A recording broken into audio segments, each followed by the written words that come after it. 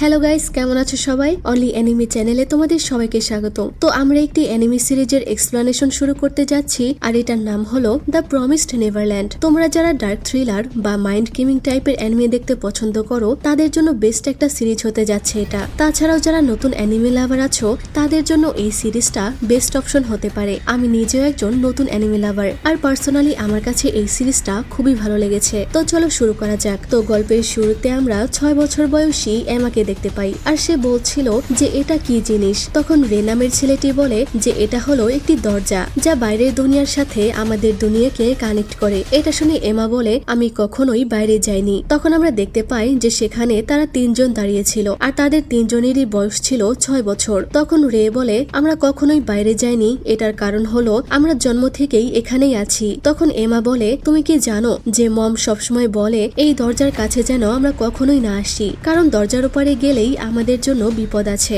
এটা শুনে রে বলে এটা সম্পূর্ণ একটা মিথ্যা কথা। এমা তখন রেকে জিজ্ঞেস করে রে তুমি যদি বাইরে যাও তাহলে তুমি কি করতে চাও? রে বলে জানি না, কিন্তু তুমি কি করতে চাও? এমা তখন বলে আমি জিরাফ রাইড করতে চাই, মানে সে জিরাফের উপর চড়তে চায় আর কি। সেখানে নরমান নামের আরো একটি ছেলে ছিল যার চুলটা সাদা ছিল। সে বলে জানি না এই দরজাটা আমাদেরকে কিসের থেকে রক্ষা করছে। আর এরপর আমরা একটি অনাথ আশ্রম দেখতে পাই, অর্থাৎ এই অনাথ আশ্রমেই তারা সবাই থাকে। তখন 6টা বাজলে এমা ঘুম থেকে উঠে পড়ে, আর সে সবাইকে ডেকে তোলে। আমরা দেখতে পাই এমা কিন্তু আগের থেকে অনেকটা বড় হয়ে গিয়েছে, অর্থাৎ তার এখন 11 বা 12 বছর হবে। এমা তখন তার থেকে যারা ছোট বয়সী ছিল তাদেরকে সে খেয়াল রাখছিল।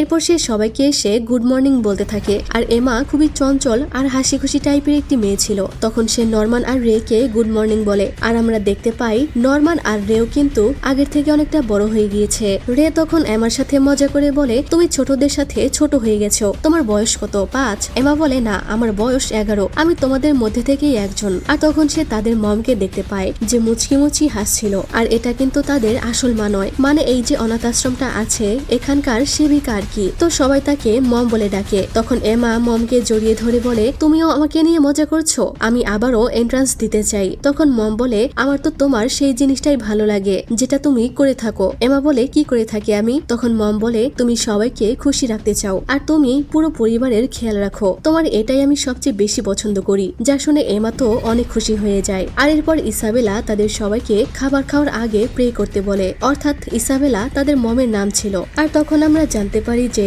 এই অনাথ আশ্রমে 38 জন বাচ্চা কাচ্চা রয়েছে যাদের সবার দেখাশোনা করছিল ইসাবেলা। তখন সবাই খাবার খাচ্ছিল, আর আমরা প্রত্যেকের গলায় একটি করে কোড নাম্বার দেখতে পাই, অর্থাৎ এটা তাদের সিরিয়াল নাম্বার। তখন মম কনি নামের একটি বাচ্চাকে খাবার খাইয়ে দিচ্ছিল, আর এই মমকে প্রত্যেকটা বাচ্চা অনেক বেশি ভালোবাসতো, আর মমও তাদেরকে অনেক ভালোবাসতো। এরপর 11 বছর বয়সী যারা আছে তাদের একটি টেস্ট নেওয়া হয়। মাত্র 9 সেকেন্ডের মধ্যে তাদেরকে একটি কঠিন প্রশ্নের উত্তর দিতে হবে। আর এরপর ইসাবেলার রেজাল্ট দিলে আমরা দেখতে পাই নরমান, রে আর এমা সঠিক উত্তর দিতে পেরেছে, অর্থাৎ তারা তিনজন সবার মধ্যে থেকে আলাদা ছিল, মানে তারা তিনজন ছিল জিনিয়াস আর কি, যারা বুদ্ধি বিচক্ষণতায় সবার থেকে এগিয়ে ছিল। সবাই তখন নরমান, এমা আর রেকে নিয়ে প্রশংসা করছিল, যা দেখে ডন তো অনেক জেলাস হয়, আর সে নরমানকে ট্যাগ গেম খেলার একটি চ্যালেঞ্জ করে বসে। ট্যাগ গেম হলো আমরা যেটাকে ছোঁয়াছুঁই বলি ওইটা আর কি। আর এরপর আমরা দেখি ডন আর কনি নামের সেই ছোট্ট মেয়েটি জঙ্গলের মধ্যে লুকিয়েছিল, কারণ নরমান তাদেরকে খুঁজছিল। আর তখনই কিন্তু নরমান তাকে ধরে ফেলে, আর একদম শেষে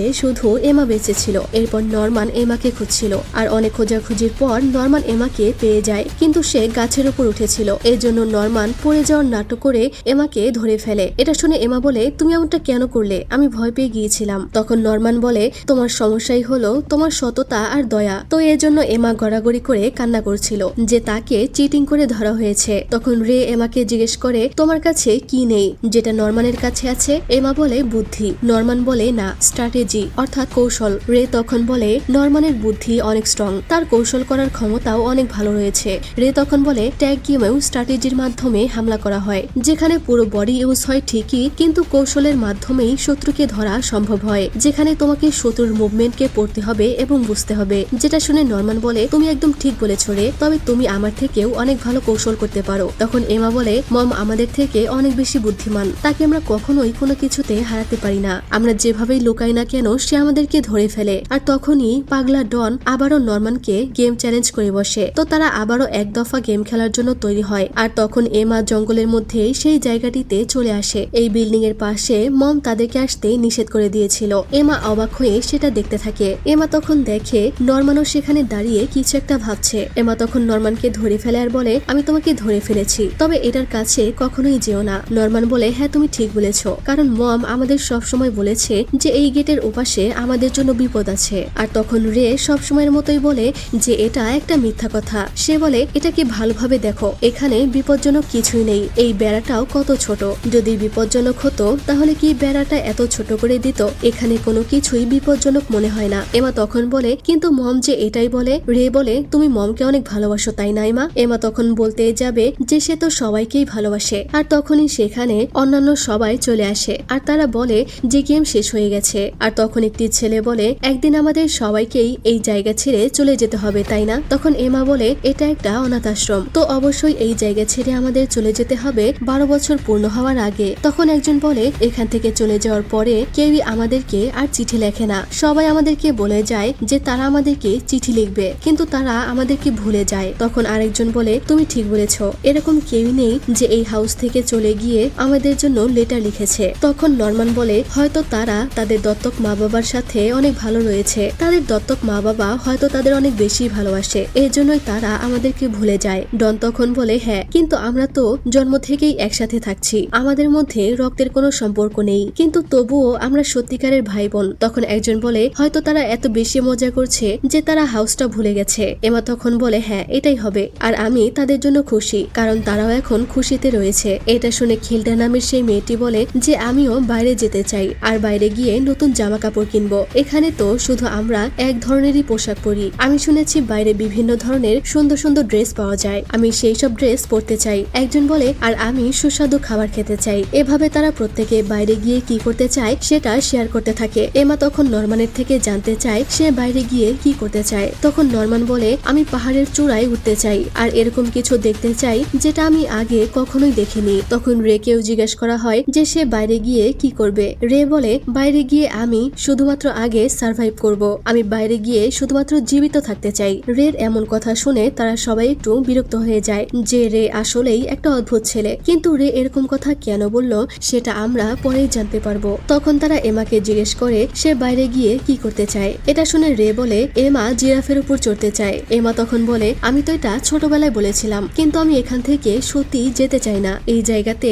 আমি সবসময়ের জন্যই থেকে যেতে চাই, আমি এখানেই খুশিতে রয়েছি। আর তখন সেই পিচ্চি মেয়ে যার নাম হলো কনি, সে বলে, এখান থেকে চলে যাওয়ার পরে আমি তোমাদের সবাইকে লেটার লিখবো, আর কোনোদিনও তোমাদেরকে ভুলে যাব না। আর এই কনি আজকালের মধ্যেই অনাথ আশ্রম থেকে চলে যাবে। কনি তখন বলে, এই হাউস থেকে চলে যাওয়ার পর আমি একদম মমের মতোই একজন মা হতে চাই, এবং আমি কখনোই আমার বাচ্চাদেরকে ছেড়ে দিব না। এমা তখন বলে, তুমি মাকে অনেক ভালোবাসো তাই না? যেটা শুনে কনি তখন হাসতে থাকে। কনি মমের জন্য একটি ড্রয়িং করেছিল যেটা মম হাতে নিয়ে দেখছিল। আর এরপর দেখি রাতে কনি সবার থেকে বিদায় নেয়, কারণ সে আজকে এখান থেকে চলে যাবে। আর তখন তার জন্য সবাই কান্না করতে থাকে, বিশেষ করে ডন। ডন কিন্তু কনিকে অনেক বেশি ভালোবাসতো, আর কনিও তখন কান্না করে বলতে থাকে যে আমি যেতে চাই না, কিন্তু তাকে তো যেতেই হবে। এরপর সে মমের সাথে চলে যায়। তখন মম একটি গান গাইছিল, যে গানটা শরীরে কাটা দেওয়ার মতো।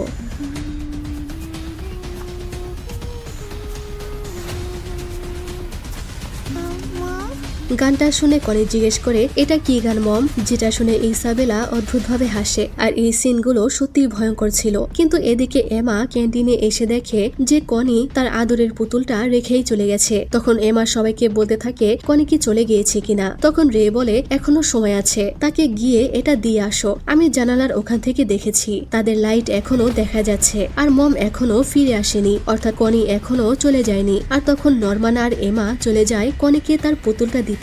জঙ্গলের মধ্যে দিয়ে তারা সেই পরিত্যক্ত বাড়িটিতে চলে আসে, আর এখানেই কনিকে নিয়ে আসা হয়েছে। এখান থেকে সে বাইরে চলে যাবে। বাড়িটির সামনে এসে নরমান আর এমা ভয় পেতে থাকে। এমা তখন বলে, কোনোভাবেই আমাদের এটার মধ্যে যাওয়া উচিত নয়। তারা দুজনে বাইরে কনিকে ডাকতে থাকে, আর তখন তারা সেখানে একটি ট্রাক দেখতে পায় যেটাতে করে কনি বাইরে চলে যাবে। এমা তখন বলে, আজকে প্রথম এই ট্রাকটাকে এত কাছ থেকে দেখতে পেলাম। তখন এমা ট্রাকের পর্দা সরিয়ে ট্রাকের মধ্যে পুতুলটাকে রাখতে যায়। যায়। আর তখনই সে এখানে যা দেখে তা দেখে তার হুঁশ উড়ে যায়। পুতুলটাও তার হাত থেকে পড়ে যায়। সে এটা দেখে অনেক ভয় পেয়ে যায়। আর নরমান এসে দেখে যে ছোট্ট মেয়ে কনিকে কেউ অদ্ভুতভাবে মেরে ফেলেছে আর তার পেট থেকে একটি ফুল গাছ বের হয়েছে, যা দেখে তো তারা দুজনেই প্রচন্ড ভয় পেয়ে যায়। তখনই কারো আওয়াজ শুনে তারা দুজনেই ট্রাকের নিচে লুকিয়ে পড়ে। আর তখন সেখানে দুজন ব্যক্তি আসে যাদের কণ্ঠ ভয়ঙ্কর ছিল। তারা একজন আরেকজনকে বলছিল যে এখানে কারো আওয়াজ শুনতে পেলাম, যদি কোনো বিড়াল হতো তাহলে আমি তাকে খেয়ে ফেলতাম। আর তখন এমা লুকিয়ে দেখতে পায় যে এটা আসলে একটা রাক্ষস। নরমান তখন তার মুখ চেপে ধরে। আর তখন তারা কনির ডেড বডিকে একটি বক্সের মধ্যে ফেলে দেয় ওটাকে স্টোর করার জন্য। আর একজন আরেকজনকে বলতে থাকে যে মানুষের মাংস হলো সবচেয়ে বেশি মজাদার, আমরা কি তার একটা আঙুলও খেতে পারবো না? তখন আরেকজন বলে মাথা মোটা কোথাকার, এটা অনেক বেশি দামি, আমাদের মতো রাক্ষস একে খেতে পারবে না। যে সমস্ত মানুষকে এই ফার্মে উৎপন্ন করা হয় তাদের মাংস হাই কোয়ালিটির হয়ে থাকে, যেটা শুধুমাত্র বড়লোকদের জন্য। এখন বড়লোক বলতে হয়তো তারা বড় লেভেলের রাক্ষসদেরকে বুঝিয়েছে। এদিকে এমা আর নরমান এইসব দেখে তো প্রচন্ড ভয় পেয়ে যায়। তখন তারা সেখানে একটি রাক্ষসকে দেখতে পায় যার হাতে একটা লিস্ট ছিল। সে বলছিল যে আমরা এই নর্মাল কোয়ালিটির প্রোডাক্টটা এখন পাঠিয়ে দিব, তবে মনে হচ্ছে এরপরেই হাই কোয়ালিটির একজনকে পাঠাতে হবে ইসাবেলা। আর এই নাম শুনে তো তারা দুজনেই পুরো শকড হয়ে যায়, কারণ এটা তো তাদের মমের নাম ছিল। আর তখন আমরা সেখানে ভালো মানুষের মুখোশ পরে থাকা মম ইসাবেলাকে দেখতে পাই। সে তাদেরকে বলে, আমি বুঝতে পেরেছি স্যার। আর তখনই ওই রাক্ষসটা বলে যে আমি কিছু একটার গন্ধ পাচ্ছি। এই বলে সে ট্রাকের নিচে উকি দিলে তারা সেখানে কাউকেই দেখতে পায় না, কারণ এইদিকে নরমান আর এমা আগেই ওখান থেকে পালিয়ে চলে এসেছে। দৌড়ে অনেকটা দূরে এসে হাঁপাতে হাঁপাতে এমা বলে, এই জায়গাটা একটা ফার্ম, মানে এটা একটা খামার, আর আমরা অন্যজনের খাবার না, এটা সম্ভবই নয়। সবাই তাদের দত্তক মা বাবার কাছেই গিয়েছে, সবাইকে অ্যাডপ্ট করে নিয়ে যাওয়া হয়েছে। আর সেটা কি আমাদের মম ছিল? আমরা যা দেখেছি সেই সবকিছু মিথ্যা ছিল, তাই না? সেটা কনি ছিল না, তাই না? নরমান তখন বলে, এটা কনিই ছিল। আর এটা শুনে এমা রাগে কষ্টে ভয়ে গলা ফাটিয়ে চিৎকার করে কান্না করতে থাকে। এরপর তারা দুজনে হাউসে ফিরে আসার পরে রে জিজ্ঞেস করে যে কাজ হয়ে গেছে কিনা, অর্থাৎ কনিকে তারা তার পুতুলটা দিতে পেরেছে কিনা। নরমান তখন বলে, না, আমরা দেরি করে ফেলেছি। এমা অনেক বেশি শকড হয়েছিল। সে কান্না করে বলতে থাকে, আমাদের কি আরেকজনের খাবার হিসেবে পাঠানোর জন্যই বড় করা হচ্ছে? নরমান তখন বলে, আমাদের এই জায়গা থেকে পালিয়ে যেতে হবে, ভয় পেও না, আমরা এখান থেকে পালিয়ে যাব। তুমি, আমি এবং রে, যদি শুধুমাত্র 3 জন হয়ও তবুও আমরা এখান থেকে পালিয়ে যাব। তখন এমা বলে, এটা অসম্ভব, আমি তাদেরকে এখানে ছেড়ে চলে যেতে পারবো না, তা না হলে তাদেরকেও মেরে ফেলা হবে। সে কান্না করে বলে, আমি আমার পরিবারের কাউকেই মারা যেতে দেখতে চাই না। নরমান তখন বলে, এটা সম্ভব, তুমি চিন্তা করো না, আমরা এখান থেকে সবাই একসাথেই পালিয়ে যাব, কাউকেই রেখে যাব না। এটা শুনে এমা তো অবাক হয়ে যায় যে আমরা বাচ্চা হয়ে কিভাবে ওই রাক্ষসদের সাথে লড়াই করব আর কিভাবে এখান থেকে পালিয়ে যাব। এমা তখন বলে, স্ট্র্যাটেজি, একদম ট্যাগ গেমের মতো, অর্থাৎ কৌশল খাটিয়ে আমরা এখান থেকে পালিয়ে যেতে পারবো। নরমান বলে, একদম ঠিক বলেছ, আমরা সবাই মিলে এখান থেকে পালিয়ে যাওয়ার রাস্তা খুঁজে বের করব। তখন আমরা দেখতে পাই তাদের দুজনের সব কথা রে লুকিয়ে লুকিয়ে শুনছিল। আর এদিকে আমরা দেখতে পাই ইসাবেলা কনির ওই পুতুলটা পেয়ে গেছে, অর্থাৎ সে বুঝতে পেরে যায় যে এখানে কেউ একজন এসেছিল। সকালবেলা এমা ক্যান্টিনে অন্যদের সাথে কাজ করছিল, তখনই সে পেছনে ইসাবেলাকে দেখে অনেক ভয় পেয়ে যায়। তখন রে এসে তাকে হাসি মুখে গুড মর্নিং জানায়। এরপর রে এমাকে বলছিল,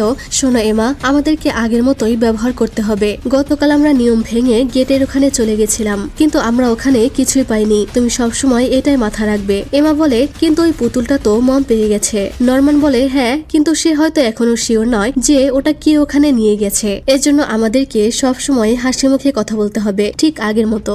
যদি এটা না করি তাহলে মম সবকিছু বুঝতে পেরে যাবে। এমা বলে, সুস্বাদু খাবার, এই জামা কাপড় এবং ওয়েল মেনটেন্ড রুটিন, এই সবকিছু আমাদেরকে ভালো প্রোডাক্ট বানানোর জন্য করা হচ্ছে, তাই না? আমরা কি শুধু আমাদের মৃত্যুর জন্য অপেক্ষা করতে থাকবো? তখন নরমান বলে, তোমার কি মনে আছে সেদিন ওই রাক্ষসটা বলছিল যে আমরা 6 বছর বয়সী আরো একটা নর্মাল কোয়ালিটির প্রোডাক্ট ডেলিভারি করছি? এটার অর্থ হলো আমাদের শরীরের মাংসের সাথে আমাদের বয়সের সম্পর্ক রয়েছে, কারণ আমাদের যে ভাই বোনদেরকে আগে পাঠানো হয়েছিল তাদের বয়স 6 থেকে 12 বছরের মধ্যে ছিল।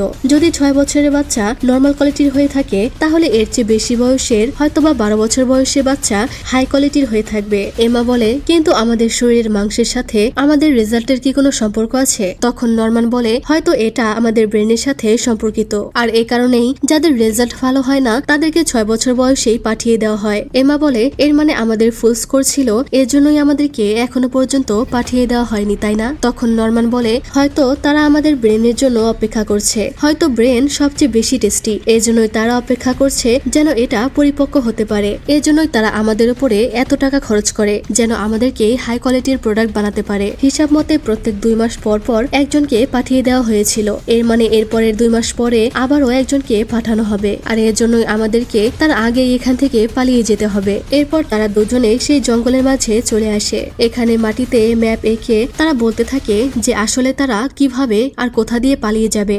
জঙ্গলের মধ্যে দিয়ে নাকি গেটের মাধ্যমে, কিন্তু গেট তো তখনই খোলা হয় যখন রাক্ষসেরা ওখানে থাকে। এর মানে হলো তাদেরকে জঙ্গল দিয়েই পালিয়ে যেতে হবে। তো তারা দুজন সিদ্ধান্ত নেয় যে তারা দিনের বেলায় জঙ্গলের মধ্যে দিয়ে পালিয়ে যাবে। ওই ছোট বেড়াটা পার করে জঙ্গলের একদম শেষ পর্যায়ে চলে আসে। আর এখানে অনেক উঁচু একটি দেওয়াল ছিল, পুরো অনাথাশ্রম ঘিরেই এরকম দেওয়াল ছিল। এরপর এমা গাছের উপরে ওঠে ওপারে কি আছে সেটা দেখার জন্য, কিন্তু সে বলে ওপাশে কি আছে সেটা দেখা যাচ্ছে না, তবে দেওয়ালটা 2 থেকে 3 মিটার চড়া হবে। আর এত উঁচু দেওয়াল দেখে তারা বলতে থাকে যে এখান থেকে পালিয়ে যাওয়াটা অসম্ভব হবে, কিন্তু তারা তো হার মানার পাত্র নয়। তারা দড়ির সাহায্যে এই দেওয়ালটা পার করতে চায়। এরপর খেলার সময় শেষ হয়ে যায়, এজন্য তারা দুজনে মাঠে ফিরে আসে। তখন খিলডা নামের একটি মেয়ে মমকে রিপোর্ট করে যে 2 জন বাচ্চা এখন মিসিং, তাদেরকে পাওয়া যাচ্ছে না। তখন একটি বাচ্চা জঙ্গল থেকে দৌড়ে এসে ইসাবেলাকে বলে যে সে জঙ্গলের মধ্যে তার বন্ধুকে হারিয়ে ফেলেছে। তখন ইসাবেলা তার হাতে থাকা কিছু একটা চেক করে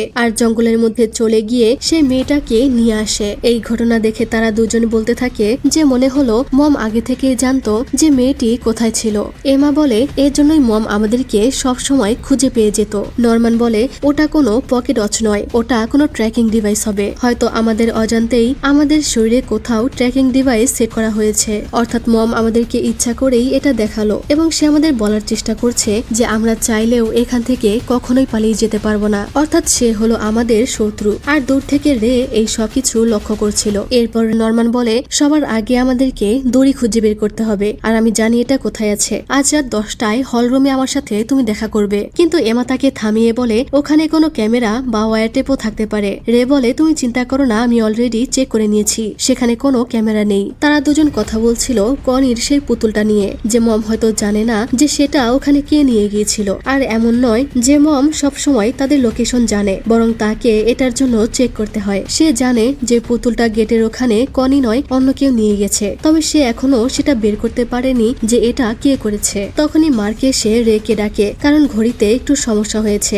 রে ওখান থেকে চলে যায় আর এমা কনির আঁকানো দেওয়ালের ছবিগুলো দেখতে থাকে। তখনই ইসাবেলা হঠাৎ করে এমার সামনে চলে আসে। রে এটা দেখে তাড়াতাড়ি লুকিয়ে পড়ে। ইসাবেলা তাকে ধরে বলে তোমার কি হয়েছে, তুমি এত ভয় কেন পেয়েছো, আর সকালেও তোমাকে ভীত মনে হলো। এমা মনে মনে অনেক ভয় পেলেও সে মুখে হেসে বলে এরকম কোনো কিছুই নয়, আমাকেও তো খুব শীঘ্রই হাউস ছেড়ে চলে যেতে হবে, এর জন্যই আমার মন খারাপ লাগছিল। ইসাবেলা জিজ্ঞেস করে তোমার কি হাউস পছন্দ? এমা তখন তাকে জড়িয়ে ধরে বলে আমার এই হাউস অনেক পছন্দ, আমি এই হাউসকে অনেক ভালোবাসি আর তোমাকেও ভালোবাসি মা। এমা তখন বলে কনির জন্য আমার আরো বেশি মন খারাপ লাগছে, সে বলেছিল সে বড় হয়ে তোমার মতো মা হতে চায়। ইসাবেলা বলে সে অবশ্যই বড় হয়ে একজন ভালো মা হবে। এটা শুনে নরমানের তো অনেক রাগ হয়। তখনই ওখানে রে চলে আসে আর ইসাবেলাকে জানায় যে ডিনার তৈরি হয়ে গেছে। তখন নরমান গিয়ে এমাকে ডিনারের জন্য এখান থেকে নিয়ে যাচ্ছিল, আর তখন ইসাবেলা তাদের দুজনকে পেছন থেকে ডাকে আর জিজ্ঞেস করে তোমরা দুজন কি কালকে গেটের ওখানে গিয়েছিলে? নরমান বলে না তো, এটা করলে তো রুলস ব্রেক হবে, আর গতকাল তো আমরা ট্যাগ গেম খেলছিলাম। এটা বলে ওখান থেকে চলে এসে তারা দুজনেই অনেক ভয় পেয়ে যায়। নরমান এমার দিকে হাত বাড়িয়ে দেয়। তখন এমা দেখে যে নরমানেরও ভয়ে হাত কাঁপছে। এরপর তারা দুজন ওখান থেকে চলে গেলে দেখা যায় যে রে লুকিয়ে লুকিয়ে তাদের সমস্ত কার্যকলাপ দেখছিল। এরপর রাত 10টায় তারা দুজনে আবারও দেখা করে এবং দুজনে একটি স্টোর রুমে চলে আসে, কিন্তু তারা এখানে কোনো দড়ি খুঁজে পায় না। তাই তারা টেবিলের উপরের শীটটা নিয়ে আসে। তারা ওখানকার গাছের মধ্যে ওই কাপড়টা রেখে দেয় যেন প্রয়োজনের সময় তারা এটাকে ব্যবহার করতে পারে। তখন এমা বলে আমার মনে হয় রেকে আমাদের এই সবকিছু বলে দেওয়া উচিত। নরমান বলে আমিও এটাই ভাবছিলাম, রে খুব বুদ্ধিমান একটা ছেলে, সে আমাদেরকে অনেক সাহায্য করতে পারবে আর আমরা তার উপরে সহজেই বিশ্বাস করতে পারি। তখনই হঠাৎ ওখানে রে এসে হাজির হয়। রে বলে যে সে তাদেরকে ফলো করেই এখানে চলে এসেছে। এরপর সে এমা আর নরমানের গলা ধরে বলে ওই দিন গেটের ওখানে কি হয়েছিল, যখন তোমরা কনিকে তার পুতুলটা দিতে গেছিলে, সেদিন থেকেই তোমরা দুজন অদ্ভুত আচরণ করছো। এরপর তারা দুজন রে কে সবকিছু খুলে বলে। রে বলে এর মানে তারা আমাদেরকে রাক্ষসদের খাবার হিসেবে বড় করছে আর এটা একটা ফার্ম। এমা অবাক হয়ে বলে তুমি আমাদের কথা এত সহজে কিভাবে বিশ্বাস করছো, আমি তো এটা দেখে অনেক অবাক হয়েছি। রে বলে হ্যাঁ হ্যাঁ, কারণ নরমান এসব বোকা মিথ্যা কথা বলে না। যদি তুমি বলতে তাহলে বিশ্বাস করতাম না। তবে আমাদের এখান থেকে পালানোটা সহজ হবে না, বিশেষ করে বাচ্চাদেরকে এখান থেকে বের করাটাও অসম্ভব। এমা তাকে থামিয়ে বলে, আমি সবাইকে নিয়েই এখান থেকে পালিয়ে যেতে চাই। রে বলে, এখানে 37 জন বাচ্চা আছে, তুমি কি এটা ভুলে যাচ্ছ? আর বেশিরভাগ বাচ্চা 6 বছরের নিচে। মম, রাক্ষস, ট্র্যাকিং ডিভাইসেস এই সব কিছুর সাথে ফাইট করে এমনিতেই এখান থেকে পালানো অনেক ডিফিকাল্ট। এমা বলে, কিন্তু এটা অসম্ভব নয়। রে বলে, হ্যাঁ এটা অসম্ভব। রে এমার কাছে এসে বলে, এখান থেকে পালিয়ে গেলেই সব সমস্যার সমাধান হবে এমন নয়, কারণ আমরা জানি না যে বাইরের দুনিয়াটা কেমন। হয়তো বাইরের দুনিয়াটা রাক্ষসদের সোসাইটি হতে পারে, হয়তো বাইরে এরকম আরো অনেক ফার্ম রয়েছে। আমরা এখনো শিওর নই যে মানুষের জন্য বাইরে থাকার মতো কোনো জায়গা রয়েছে কিনা, তাই বাকিদেরকে এখানে রেখে গেলেই ভালো হবে। এমা বলে, একদম নয়, আমি তবুও সবার সাথে এখান থেকে পালিয়ে যেতে চাই। আমি শুধু কাউকেই মারা যেতে দেখতে চাই না। যদি বাইরের দুনিয়ায় মানুষের থাকার মতো জায়গা না থাকে,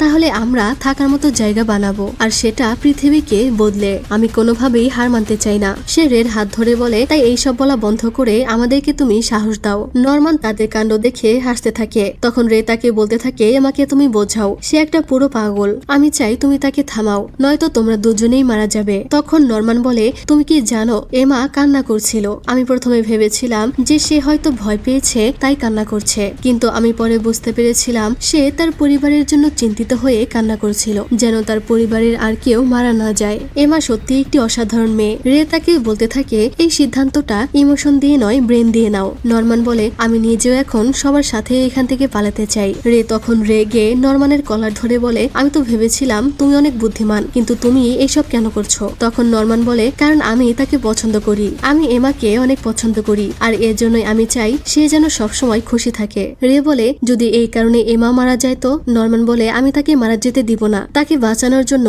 আমি নিজেকে ব্যবহার করব, আর আমি জানি তুমি কখনোই আমাদের সঙ্গ ছাড়বে না। রে ফাইনালি তার কথায় রাজি হয়। এরপর ঘন্টা বেজে উঠলে তারা তিনজন অনাথ আশ্রমে ফিরে আসে। এখানে এসে দেখে মম নতুন একজনকে এখানে কাজে নিয়োগ দিয়েছে, যার নাম হলো ক্রন। সাথে সে এখানে আরো একটি বাচ্চা মেয়েকেও নিয়ে এসেছে, আর এই বাচ্চা মেয়েটির নাম ছিল ক্যারল। তো আরো একজন প্রাপ্তবয়স্ক মানুষকে দেখে তারা তিনজনে অনেকটা রেগে যায়। তারা বুঝতে পারে মম তাদের উপর নজর রাখার জন্যই এখানে ক্রনকে নিয়ে এসেছে। মম ক্রনকে তার রুমটা দেখিয়ে দিচ্ছে। তারা তিনজন লুকিয়ে লুকিয়ে এটা দেখছিল, আর তারা বলছিল তাকে একদম মাঝখানের রুমে দেওয়া হচ্ছে, এটা সমস্যার হতে পারে। এরপর তারা তিনজন লাইব্রেরিতে এসে ডিসকাস করছিল। রে বলে, ক্রন এখানে এসেছে ভালোই হয়েছে, আমরা তার থেকে আরো বেশি তথ্য সংগ্রহ করতে পারবো। তবে ক্রন আর ক্যারল কোথা থেকে আসলো? নরমান বলে, ক্যারল হয়তো কনির রিপ্লেসমেন্ট। হয়তো আমরাও সেখান থেকে এসেছি যেখান থেকে ক্যারল এসেছে। হয়তো আমাদের এই ফার্মের মতো আরো অনেক ফার্ম বাইরে রয়েছে, এবং এরকম মানুষও হয়তো আছে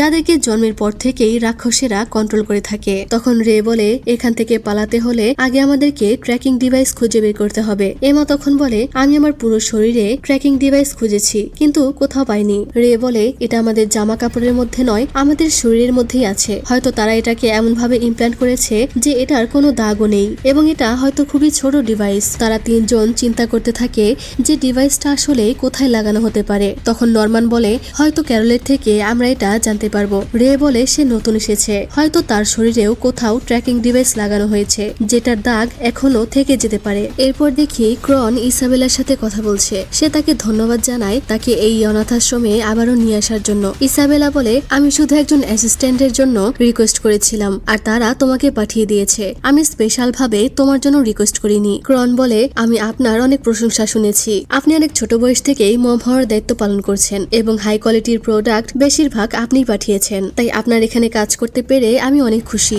ইসাবেলা বলে, চাটাচাটি বন্ধ করো, এখানে শুধু কাজের কথা বলবে। সে ক্রনকে কয়েকটা লিস্ট দেয় আর বলে, এরা হলো সেই বাচ্চারা যারা সিক্রেটের ব্যাপারে সব জেনে গেছে, এবং তারা ট্রাকের মধ্যে প্যাকেজও দেখে ফেলেছে। ক্রন তখন ওখান থেকে চলে যেতে থাকে তাদেরকে পাঠিয়ে দেওয়ার জন্য, কিন্তু ইসাবেলা তাকে ডেকে বলে, এখানকার মম তুমি নও আমি, তুমি শুধু আমার কর্মচারী, আর তুমি তাই করবে যেটা আমি বলবো, আর আমার কাজের নিয়ম আলাদা। তাদেরকে এখন যা খুশি তাই করতে দাও, তুমি শুধু খেয়াল রাখবে তারা যেন এখান থেকে পালিয়ে না যায়। ক্রন বলে, এর মানে আপনি এসব রিপোর্ট করবেন না? সে বলে, না, আমি জানি আমাদের টার্গেট কে। এরপর ক্রন এসে তার পুতুলের সাথে কথা বলতে থাকে। সে বলে যে ইসাবেলা নিজের দোষ ঢাকার জন্যই ওপর মহলের কাউকে কিছু জানায়নি, তবে এটার মাধ্যমে আমি এখানকার মম হতে পারবো। আমি ওপর মহলে এইসব কিছু জানিয়ে দিব, তাহলে ইসাবেলা আর ওই বাচ্চাদের কেউ এখান থেকে নিয়ে যাওয়া হবে। তখন আমি এখানে এখানে খুব সহজেই মম হয়ে যেতে পারবো। এসব বলে ক্রন অনেক খুশি হয়ে যায়। এরপর ক্যান্টিনে নরমান আর রে কথা বলছিল, তখনই ওখানে ক্রন চলে আসে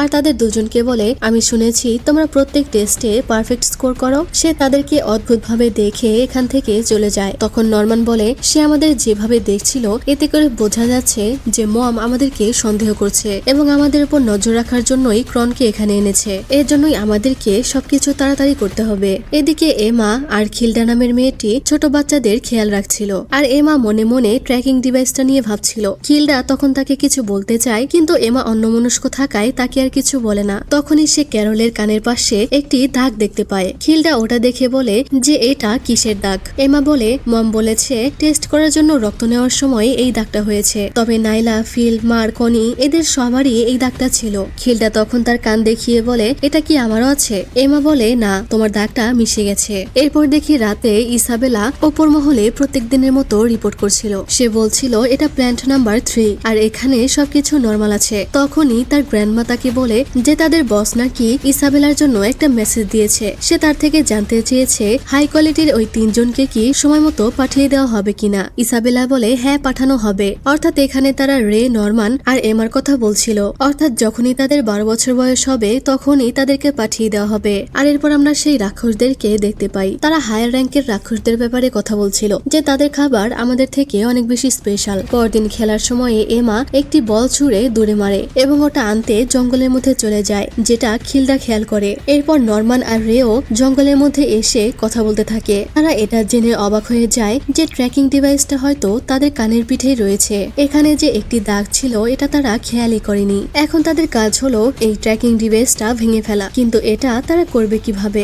যদি তারা কান কেটে এটা বের করে তাহলে ইসাবেলা তাদেরকে ধরে ফেলবে। রে তখন বলে, আমার মনে হয় না যে এই ট্র্যাকিং ডিভাইসটা অত বেশি কাজের, কারণ এটা মমকে নিজে থেকে লোকেশন দিবে না। মম যদি চেক করে তাহলেই দেখতে পাবে, তবে যদি এটা নষ্ট করে দেওয়া হয় তাহলেই হয়তো এটা মমকে জানাবে। এমা বলে, এর মানে যদি আমরা এটা ভেঙে ফেলি তাহলে মম জেনে যাবে। রে বলে, এটা একটা থিওরি, আমি সত্যিটা কি সেটা জানি না। নরমান বলে, এটা সত্যি হতেও পারে, কারণ মম আমাদের নিজে থেকেই এই ট্র্যাকিং ডিভাইসের ব্যাপারে জানিয়েছিল। রে বলে, তাই এখন এটাকে ভেঙে ফেলাটা অনেক রিস্কি। এটা আমরা তখনই ডিস্ট্রয় করতে পারবো যখন আমরা এখান থেকে পালিয়ে যাব। এমা জিজ্ঞেস করে, তাহলে আমরা এটা কিভাবে ডিস্ট্রয় করব?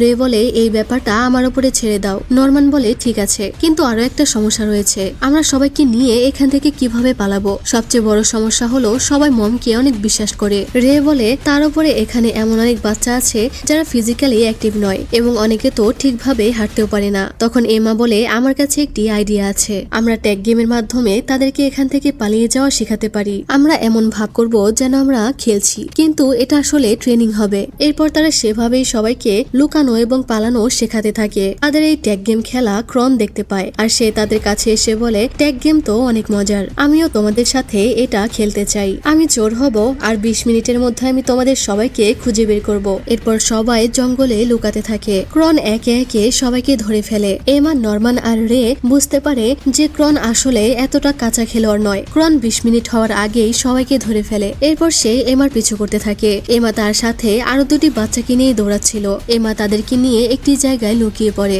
ক্রন তখন এমার উদ্দেশ্যে বলতে থাকে যে তুমি খুবই বোকা এমা, 2টা বাচ্চা নিয়ে পালানোটা বোকামি ছিল। তখন সে এমার উদ্দেশ্যে বলে, যদি তুমি সেদিন রাতে কিছু দেখে থাকো তো আমি তোমাকে জানাতে চাই যে আমি তোমার সাইডেই আছি। এটা শুনে এমা অবাক হয় আর এরপর ক্রন তাদেরকেও ধরে ফেলে। এরপর সে নরমান আর রের পেছনে যায় তাদেরকে ধরার জন্য, কিন্তু অনেক চেষ্টা করেও সে তাদেরকে ধরতে পারে না। এরপর রে এসে ক্রনকে জানায় যে 20 মিনিট পার হয়ে গেছে, অর্থাৎ ক্রন এই খেলায় হেরে গেছে। রে আর নরমান জিতে গেছে। এরপর আরো কিছুদিন কেটে যায়। রাতে তারা 3 জন ডিসকাস করছিল এবং বলছিল মম আমাদেরকে সন্দেহ করে, কিন্তু এটা একদমই মনে হচ্ছে না, কারণ সে কোনো কিছুই করছে না। সিস্টার ক্রনও কিছুই করছে না, হয়তো মমই তাকে অর্ডার দিয়েছে। সেদিনের পরে সিস্টার ক্রন আর কিছুই করেনি, কিন্তু মম এমনটা কেন করছে?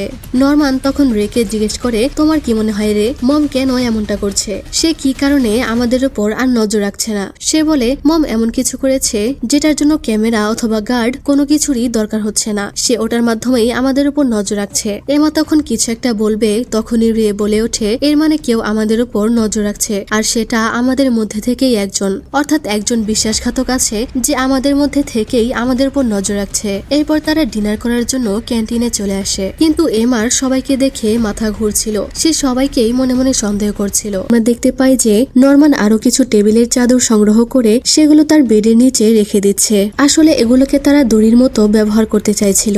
এরপর ইসাবেলা ক্রনের সাথে কথা বলছিল। সে বলে, তুমি বাচ্চাদের সাথে ট্যাগ গেম খেলেছো, তুমি কি ভেবেছো আমি বুঝতে পারিনি যে তুমি বের করার চেষ্টা করছো কোন বাচ্চাগুলো সিক্রেট জেনে গেছে। তুমি এটা করার চেষ্টা করো না। তুমি শুধু আমার হাতের পুতুল, যে শুধু আমার প্রোডাক্টগুলোর খেয়াল রাখার জন্য এখানে এসেছে। তুমি এই কথাটা মনে রেখো। যদি সবকিছু ঠিক থাকে তাহলেই তুমি একদিন মম হতে পারবে। তাই আর কখনোই এরকম কোনো কাজ করো না। ক্রন তো এতে অনেক ভয় পেয়ে যায়। এরপর সে তার রুমে এসে তার ওই পুতুলের উপরে রাগ ঝাড়তে শুরু করে। সে ওটাকে ছিঁড়ে টুকরো টুকরো করে ফেলে। এদিকে তারা তিনজন প্ল্যান করছিল। তখন নরমান বলে, ডন আর খিলডাকে সবকিছু বলে দেওয়া উচিত, তারাও আমাদেরকে সাহায্য করতে পারে। রে বলে, তারা তো মমের সে গুপ্তচরও হতে পারে। নরমান বলে, চিন্তা করো না, আমি তাদের পরীক্ষা নিব যে তারা সত্যি মায়ের গুপ্তচর কিনা। আমি এটার প্ল্যান বানিয়ে রেখেছি। এরপর তারা প্রত্যেক দিনের মতোই বাচ্চাদেরকে ট্যাগ গেমের মাধ্যমে ট্রেন করছিল। সমস্ত বাচ্চাদের ফিজিক্যালি এবং স্ট্র্যাটেজিক্যালি ইমপ্রুভমেন্ট হয়েছে। এরপর তারা তিনজন আবারও ওই গুপ্তচরকে নিয়ে কথা বলছিল। রে এমাকে বলে দেয় যে ডন আর খিলডার উপরে নজর রাখার জন্য। এমা বলে, আমি কাউকেই সন্দেহ করতে চাই না। রে বলে, এটা করতেই হবে বাঁচার জন্য, এটা জীবন মৃত্যুর প্রশ্ন। তখন নরমান রেকে জিজ্ঞেস করে, ট্র্যাকিং ডিভাইস ডিস্ট্রয় করার জন্য আর কত সময় লাগবে? রে বলে, আর 10 দিন লাগবে। এটা শুনে নরমান বলে, তাহলে আজকে থেকে ঠিক 10 দিন পরে আমরা এখান থেকে পালিয়ে যাব। এটা শুনে তারা দুজনে অনেক অবাক হয়ে যায়, কারণ তাদের হাতে এখনো 1.5 মাস বাকি ছিল। কিন্তু নরমান এত তাড়াতাড়ি করে কেন পালানোর প্ল্যান করছে? নরমান বলে, মমও হয়তো এটাই ভাবছে যে আমাদের হাতে অনেক সময় আছে, কিন্তু আমরা তাকে ধোকা দেব আগেই পালিয়ে গিয়ে। ট্র্যাকিং ডিভাইস বের করার পরেই আমাদেরকে যত দ্রুত সম্ভব এখান থেকে পালিয়ে যেতে হবে। এমা বলে, এর মানে সব জরুরি কাজ এই কয়দিনের মধ্যে কমপ্লিট করতে হবে। এরপর রাতে তারা তিনজন ডন আর খিলডার কাছে আসে তাদের সাথে কথা বলার জন্য। তারা তাদেরকে সবকিছু বলে, তবে তারা বলে যে আমাদের সব ভাই বোনদেরকে ডেমনদের কাছে বিক্রি করে দেওয়া হয়েছে এবং তারা এটা জানায় না যে সমস্ত বাচ্চাদেরকে ডেমনরা খেয়ে ফেলে। কিন্তু ডন তো এইসব কথা হেসে উড়িয়ে দেয়। সে বিশ্বাসই করতে চাইছিল না। সে বলে, তোমরা আমার সাথে মজা করছো তাই না? রে বলে, না, এসব সত্যি কথা। মমের ব্যাপারে এইসব জানতে পেরে ডন তো অনেকটা রেগে যায়। সে এমাকে ধরে বলে, মম এমনটা কখনোই করতে পারে না। তখন খিলটা বলে যে এমা মম আর এই হাউসকে অনেক ভালোবাসে। সে মমের ব্যাপারে কখনোই এইসব মিথ্যা কথা বলবে না। সে বলে, যেদিন কনি এখান থেকে চলে গেছিল সেদিন আমি বুঝতে পেরেছিলাম যে কোনো একটা সমস্যা তো আছে, কারণ এমা আর নরমান গেটের ওখানে গিয়ে রুলস ভেঙেছে, কিন্তু তারা মমের কাছে ক্ষমা চায়নি, যে ব্যাপারটা আমার কাছে অদ্ভুত লেগেছিল। এরপর থেকে এমার আচরণও পরিবর্তন হয়ে গেছিল। সে সবসময় চিন্তিত থাকতো, এজন্য আমি তাকে কোনো কিছু জিজ্ঞেসও করতে পারিনি। এটা বলে সে কান্না শুরু করে দিলে এমা গিয়ে তাকে সরি বলে। ডন তখন বলে, কনি কি ঠিক আছে কিনা? তবে নরমান মিথ্যা বলে যে আমরা জানি না। তারা এটা জানায় না যে কনি মারা গেছে। নরমান তখন ওই বাচ্চাদের রেজাল্ট তাকে দেখায় যাদেরকে গত মাসগুলোতে পাঠিয়ে দেওয়া হয়েছে। 6 বছর পার হওয়ার পরেই তাদেরকে এখান থেকে পাঠিয়ে দেওয়া হয়েছে, কারণ তাদের রেজাল্ট অতটা ভালো ছিল না। তারা দুজনও তখন এখান থেকে পালিয়ে যাওয়ার জন্য তাদেরকে সাহায্য করার জন্য রাজি হয়। এরপর তারা চলে গেলে রে নরমানকে জিজ্ঞেস করে, তুমি তাদেরকে এটা কেন বললে না যে তারা মারা গেছে? নরমান বলে, এটা করা জরুরি ছিল না। এসব বললে তারা অনেক ভয় পেয়ে যেত। তারা মায়ের গুপ্তচরও হতে পারে, এজন্য আমি তাদেরকে এখনো সত্যটা বলিনি। আমি তাদের জন্য একটি জাল বিছাবো। তাদের দুজনকেই বলে দিব যে দড়ি আমি কোথায় রেখেছি। তবে তাদের দুজনকে 2 জায়গার কথা বলবো, যে দড়ি আমার বেডের নিচে আছে, আর খিলডাকে বলবো যে ওয়াশরুমের সিলিং এর উপরে আছে। তাহলেই আমরা বুঝতে পেরে যাব যে কে মমের গুপ্তচর। রে বলে, কিন্তু যদি তাদের দুজনের মধ্যে একজনও গুপ্তচর না হয় তাহলে কি হবে? নরমান বলে, আমি এটারও প্ল্যান করে রেখে দিয়েছি, তোমাকে এটা আমি পরে বলবো। এরপর মাঝরাতে উঠে ঘিলটা কোথাও একটা যেতে শুরু করে, যা দেখে এমা তার পিছু করে। এদিকে মমের রুমের দরজার নিচ দিয়ে কেউ একটা চিরকুট পাঠিয়ে দেয়, আর এটার সাথে লেখা ছিল দড়ি নরমানের বেডের নিচে আছে। এদিকে ঘিলটা সিস্টার ক্রনের রুমে আসে, যা দেখে এমা অবাক হয়ে যায়। সে বাইরে দাঁড়িয়ে তাদের কথা শুনতে শুরু করে, কিন্তু ঘিলটা আসলে তাকে থ্যাঙ্কস বলতে এসেছিল তার খেয়াল রাখার জন্য। এটা শুনে এমা খুশি হয়ে যায়। ঘিলটা চলে যাচ্ছিল তখন সিস্টার ক্রন তাকে বলে, এমা তোমাকে সমস্ত সিক্রেট বলে দিয়েছে তাই না? এটা শুনে ঘিলটা তো অনেক ভয় পেয়ে যায়। সে ঘিলটাকে ম্যানিপুলেট করার চেষ্টা করতে থাকে। সে তাকে বলে যে আমি তোমাকে সাহায্য করব, তুমি আমাকে সত্যটা বলো। কিন্তু ঘিলটা সমস্ত ভয় ভেঙে বলে, তুমি কি ব্যাপারে কথা বলছো? আমি তোমার কথা বুঝতে পারছি না। এমার সাথে আমার ঝগড়া হয়েছিল, কিন্তু এখন তার সাথে সব ঠিক হয়ে গেছে। এসব বলে ঘিলটা তার রুমে চলে আসে। তখন ঘিলটা কান্না করে এমাকে জড়িয়ে ধরে। এরপর সকালবেলা তারা সবাই কাজ করছিল। তখন নরমান রেকে বলে, এমা তাকে জানিয়েছে যে ঘিলটা নির্দোষ। নরমান তাকে জিজ্ঞেস করে ওই বিশ্বাসঘাতক আসলে তাদের সাথে কেন এমন করছে। রে বলে, হয়তো তার কোনো ফায়দা আছে। আছে, হয়তো তাকে জীবিত রাখা হবে এবং বড় হওয়ার সুযোগ দেওয়া হবে। তখন এমা বাচ্চাদের নিয়ে ট্যাগ গেম খেলছিল, যা দেখে ঘিল্ডা আর ডন বুঝতে পারে যে তারা বাচ্চাদেরকে আসলে ট্রেনিং দিচ্ছিল। এরপর রাতে নরমান এমার সাথে কথা বলতে আসে আর তাকে জিজ্ঞেস করে, তুমি কি এখান থেকে ওই বিশ্বাসঘাতক কেউ সাথে নিয়ে পালিয়ে যেতে চাও? তখন এমা বলে, অবশ্যই, কেন নয়। নরমান বলে, যদি সে না যেতে চায় তাহলে? এমা বলে, তাকে জোর করেই নিয়ে যাব, কারণ আমরা যদি এখান থেকে পালিয়ে যাই তাহলে ওই ব্যক্তিরও জীবন ঝুঁকিতে থাকবে। এমা বলে, আর তাছাড়াও হয়তো তার কাছে কোনো কারণ আছে আমাদের সাথে এমনটা করার, সেও হয়তো আমাদের মতোই বেঁচে থাকতে চায়। নরমান এসব কথা শুনে অনেক অবাক হয়। এরপর নরমান আর রে আসে নরমানের বেডের নিচে রাখা দড়িটা চেক করতে, কিন্তু ওখানে দড়ি ছিল না। রে এটা দেখে বলে, এর মানে ডন হলো সেই গুপ্তচর। তখনই নরমান তাকে অবাক করে দিয়ে বলে, আসল গুপ্তচর তো তুমি। রে কোনো কিছু না বোঝার ভান করে বলে, তুমি কি বলছো নরমান? আমি তো কিছুই বুঝতে পারছি না। নরমান তখন বলে, আমি 3 জনের জন্য ফাঁদ পেতেছিলাম। তোমাকে আমি বলেছিলাম যে ডনকে আমি বলবো যে দড়ি আমার বেডের নিচে আছে, আর গিল্ডাকে বলবো যে ওয়াশরুমের সিলিং এর উপরে আছে, কিন্তু আমি তোমাকে এটা মিথ্যা বলেছিলাম।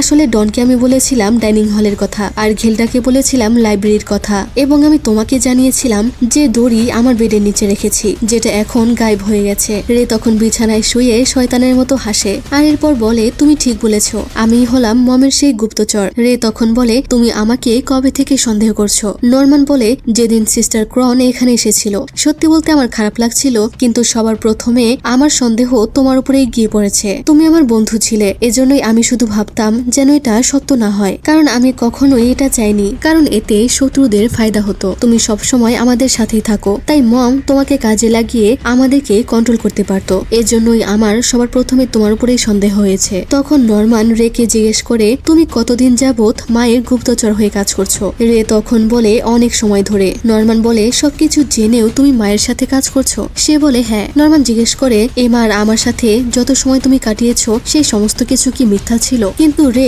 কিছুই বলে না। নরমান বলে, তুমি আর কত কিছু মমকে বলেছো, ট্র্যাকিং ডিভাইস কি সত্যি ভাঙা যাবে কিনা? রে বলে, এটা কেন জানতে চাইছো?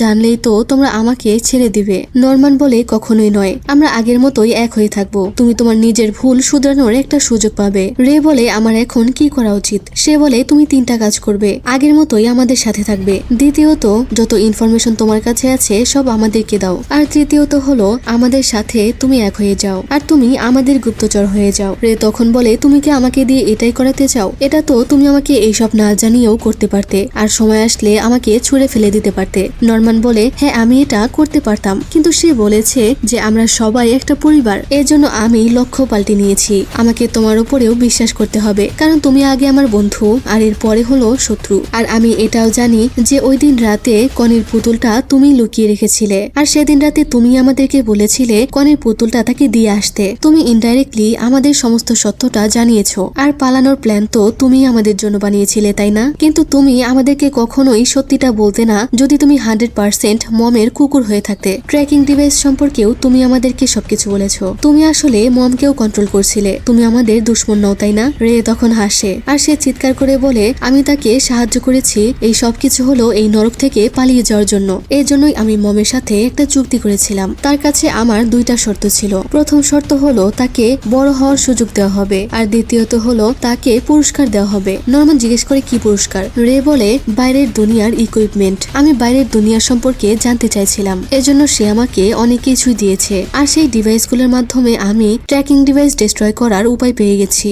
রে বলে, আসলে এই সত্যটা জানার পরেই আমি প্রস্তুতি নিতে শুরু করে দিয়েছিলাম, আর আমি তোমাদেরকে গেটের কাছে পাঠিয়েছিলাম। সে চিৎকার করে বলে, আমি এটা করেছিলাম কারণ আমি চাইনি তোমরা দুজন মারা যাও। আমি তোমাদের শত্রু নই, আবার বন্ধুও নই। আমি শুধু একটা শর্তে তোমার জন্য কাজ করব। মমকে আমি তোমার ব্যাপারে সমস্ত ভুল তথ্য দিব, কিন্তু এমাকে তোমায় ধোকা দিতে হবে। তার সামনে শুধু নাটক করবে যে আমরা বাকি সবাইকে এখান থেকে নিয়ে যাব, কিন্তু শেষ সময়ে তুমি এমাকে ধোকা দিবে। শুধুমাত্র আমরা 5 জন এখান থেকে পালিয়ে যাব যারা সিক্রেটের ব্যাপারে জানে। নরমান কি করবে কিছুই বুঝতে পারে না, কিন্তু সে না চাইতেও এখানে রাজি হয়ে যায়। ওখান থেকে চলে এসে রে মমের সাথে দেখা করে আর তাকে জানায় যে তেমন কিছু পরিবর্তন হয়নি, তারা ট্র্যাকিং ডিভাইস নিয়ে পড়ে আছে। তবে সবচেয়ে বড় ঝামেলা হলো সিস্টার ক্রন। আপনি তাকে এখানে কেন এনেছেন? তাকে আমার জায়গা নেওয়ার জন্য এনেছেন? 6 বছর যাবত আপনার গোলামি করছি, তারপরেও আপনি আমাকে বিশ্বাস করতে পারছেন না। ইসাবেলা বলে, তুমি তো তাদের দুজনকে ওই গেটের ওখানে যেতে বলেছিলে, তাই না? রে বলে, আমি তো এর জন্য ক্ষমা চেয়েছি, আর আমি তো জানতাম না যে এমনটা হবে। এদিকে নরমান একটা স্বপ্ন দেখছিল যেখানে সে সবাইকে নিয়ে নিয়ে পালিয়ে যাচ্ছিল, কিন্তু সে পেছনে তাকিয়ে দেখে যে সবাই মারা গেছে। সে দেখে রে আর এমাও মারা গেছে, তাদেরও পেটে ফুল গাছ হয়েছে। তখনই একটি রাক্ষসকে দেখে সে ভয় পেয়ে যায় আর তার ঘুমও ভেঙে যায়। বাচ্চারা তাকে ডেকে তুলছিল। এরপর সে ডাইনিং রুমে এসে এমাকে গুড মর্নিং জানায়। এরপর তারা তিনজন জঙ্গলে আবারও কথা বলতে আসে। এমা ওই গুপ্তচরের ব্যাপারে জানতে চাইলে রে সরাসরি তাকে বলে দেয় যে এটা সে। এটা শুনে এমার মাথা ঘোরাতে শুরু করে। রে বলে, আমি সেদিন রাতেই তোমাদের সবকিছু বলে দিতাম, কিন্তু তোমরা তো পুতুলটা ওখানেই রেখে এসেছিলে, এজন্যই মমকে অনেক কিছু বলে দিতে হয়েছিল। এমা বলে, এর মানে তুমি আমাদের বাঁচানোর জন্যই মমের সাথে হাত মিলিয়েছো, কিন্তু তুমি কি সবাইকে সাথে নিয়ে এখান থেকে পালাতে চাও? রে বলে, হ্যাঁ অবশ্যই, আমার মন বদলে গেছে, আমি সবাইকে নিয়েই এখান থেকে পালাতে তোমাদের সাহায্য করব। এমার তখন অনেক মন খারাপ হয়ে যায় যে রের জন্য এটা কত কঠিন ছিল। সে চুপচাপ তার আপনজনদেরকে মারা যেতে দেখেছে। সে রের হাত ধরে তাকে সান্ত্বনা দিচ্ছিল। এটা দেখে ঘিলডা আর ডন বলতে থাকে, তারা তিনজন আবারও আলাদা কথা বলছে, তারা আমাদের থেকে নিশ্চয়ই কিছু লুকাচ্ছে। এরপর রাতে এমা তাদেরকে বলে, ঘিলডা আর আমি মমের উপরে নজর রাখতে চাই, কারণ মম প্রত্যেকদিন রাত 8টায় গায়েব হয়ে যায়। মমের রুমের পাশেই একটা সিক্রেট রুম আছে। সে তাদেরকে একটি ম্যাপ এঁকে এটা বোঝায়। সে বলে তারা বের করে ফেলেছে হল রুম আর মমের রুমের থেকে কতটা দূরত্ব রয়েছে, আর এটার মাধ্যমেই তারা বুঝতে পেরেছে যে এর মাঝখানে আরো একটি সিক্রেট রুম আছে। রে বলে, মম প্রত্যেকদিন রাতে হেডকোয়ার্টারে শিডিউল চেক ইন করে, হয়তো এই সিক্রেট রুমেই সে এটা করে। এমা তাকে জিজ্ঞেস করে, তুমি কি এটা জানতে যে এখানে একটা রুম আছে? সে বলে, না, আমার শুধু সন্দেহ ছিল। ডন তখনই ওই রুমে যেতে যায়, কিন্তু তারা তাকে বলে যে এখনই এটা করা ঠিক হবে না, তাদেরকে আপাতত সিস্টার ক্রনের থেকে সাবধানে থাকতে হবে। রে তখন তাদের দুজনকে পাঠিয়ে দেয় ডাইনিং রুমে কাজ করতে, না হলে মম তাদেরকে সন্দেহ করবে। কিন্তু তারা দুজন ডাইনিং রুমে না গিয়ে মমের রুমের দিকে যায়, কারণ ডন মমের আসল চেহারা দেখতে চাইছিল। তাই তারা দুজন রুমের মধ্যে ঢুকে যায় আর ওই সিক্রেট রুমের দরজাটা খুঁজতে শুরু করে। সে বুকশেলফটা সরানোর অনেক চেষ্টা করে আর বারবার বলতে থাকে, আমাকে অতি দ্রুত কনেকে বাঁচাতেই হবে। খিলডা তখন ওখানকার বুকশেলফটা সরিয়ে দিলে ওখানে একটি দরজা দেখতে পাওয়া যায়, তবে সেটা লক করা ছিল। আর তখনই দরজা খুলে কেউ ভিতরে আসতে শুরু করে, যা দেখে তারা দুজনে ভয় পেয়ে যায়। দেখতে পায় যে এখানে একটি ছোট বাচ্চা এসেছে। বাচ্চাটি আসলে লুকোচুরি খেলছিল, যা দেখে তারা একটু স্বস্তি পায়। এদিকে তারা তিনজন ঠিক করে যে এখন তাদেরকে জানতে হবে বাইরের দুনিয়া সম্পর্কে। এই অনাথ আশ্রম সম্পর্কে তারা তো সবই জানে, ট্রেনিংও ঠিকভাবেই চলছে, তবে তাদেরকে এখান থেকে পালিয়ে যেতে হবে, আবার বাইরের দুনিয়ায় গিয়ে সার্ভাইভও করতে হবে। এদিকে মম ডাইনিং হলে ছিল। তখন ডন করে কি, সে মমের সাথে ইচ্ছা করেই ধাক্কা লাগায়, কারণ সে মমের কাছে থাকা সেই সিক্রেট রুমের চাবিটা চুরি করে নিয়েছে। এদিকে লাইব্রেরিতে এমা তাদেরকে একটি নোবেল দেখায়, যেটা উইলিয়াম মিনার্ভা নামের একজন নোবেলিস্ট লিখেছিল। এমা বলে, আমার মনে হচ্ছে সে আমাদেরকে এই বইগুলোর মাধ্যমে কিছু একটা জানাতে চায়, আর এখানে এরকম অনেক বই আছে। এদিকে ঘিলডা আর ডন আবারও মমের রুমে আসে আর ওই দরজার লক খুলে তারা সিক্রেট রুমে প্রবেশ করে। এদিকে ওই সমস্ত বই বের করে তারা বুঝতে পারে যে এখানে কিছু মর্স কোড আছে। এদিকে তারা দুজন ওই সিক্রেট রুমে এসে সবকিছু দেখতে থাকে। তখনই ডন ওখানে আরো একটি নিচে যাওয়ার পথ খুঁজে পায়। এদিকে তারা ওই মর্স কোড গুলো ডিকোড করলে জানতে পারে তাদেরকে বলা হয়েছে এখান থেকে পালিয়ে যেতে। এটা একটা ফার্ম এবং এটা রাক্ষসদের দ্বারা নিয়ন্ত্রিত, আর এটাই সত্য।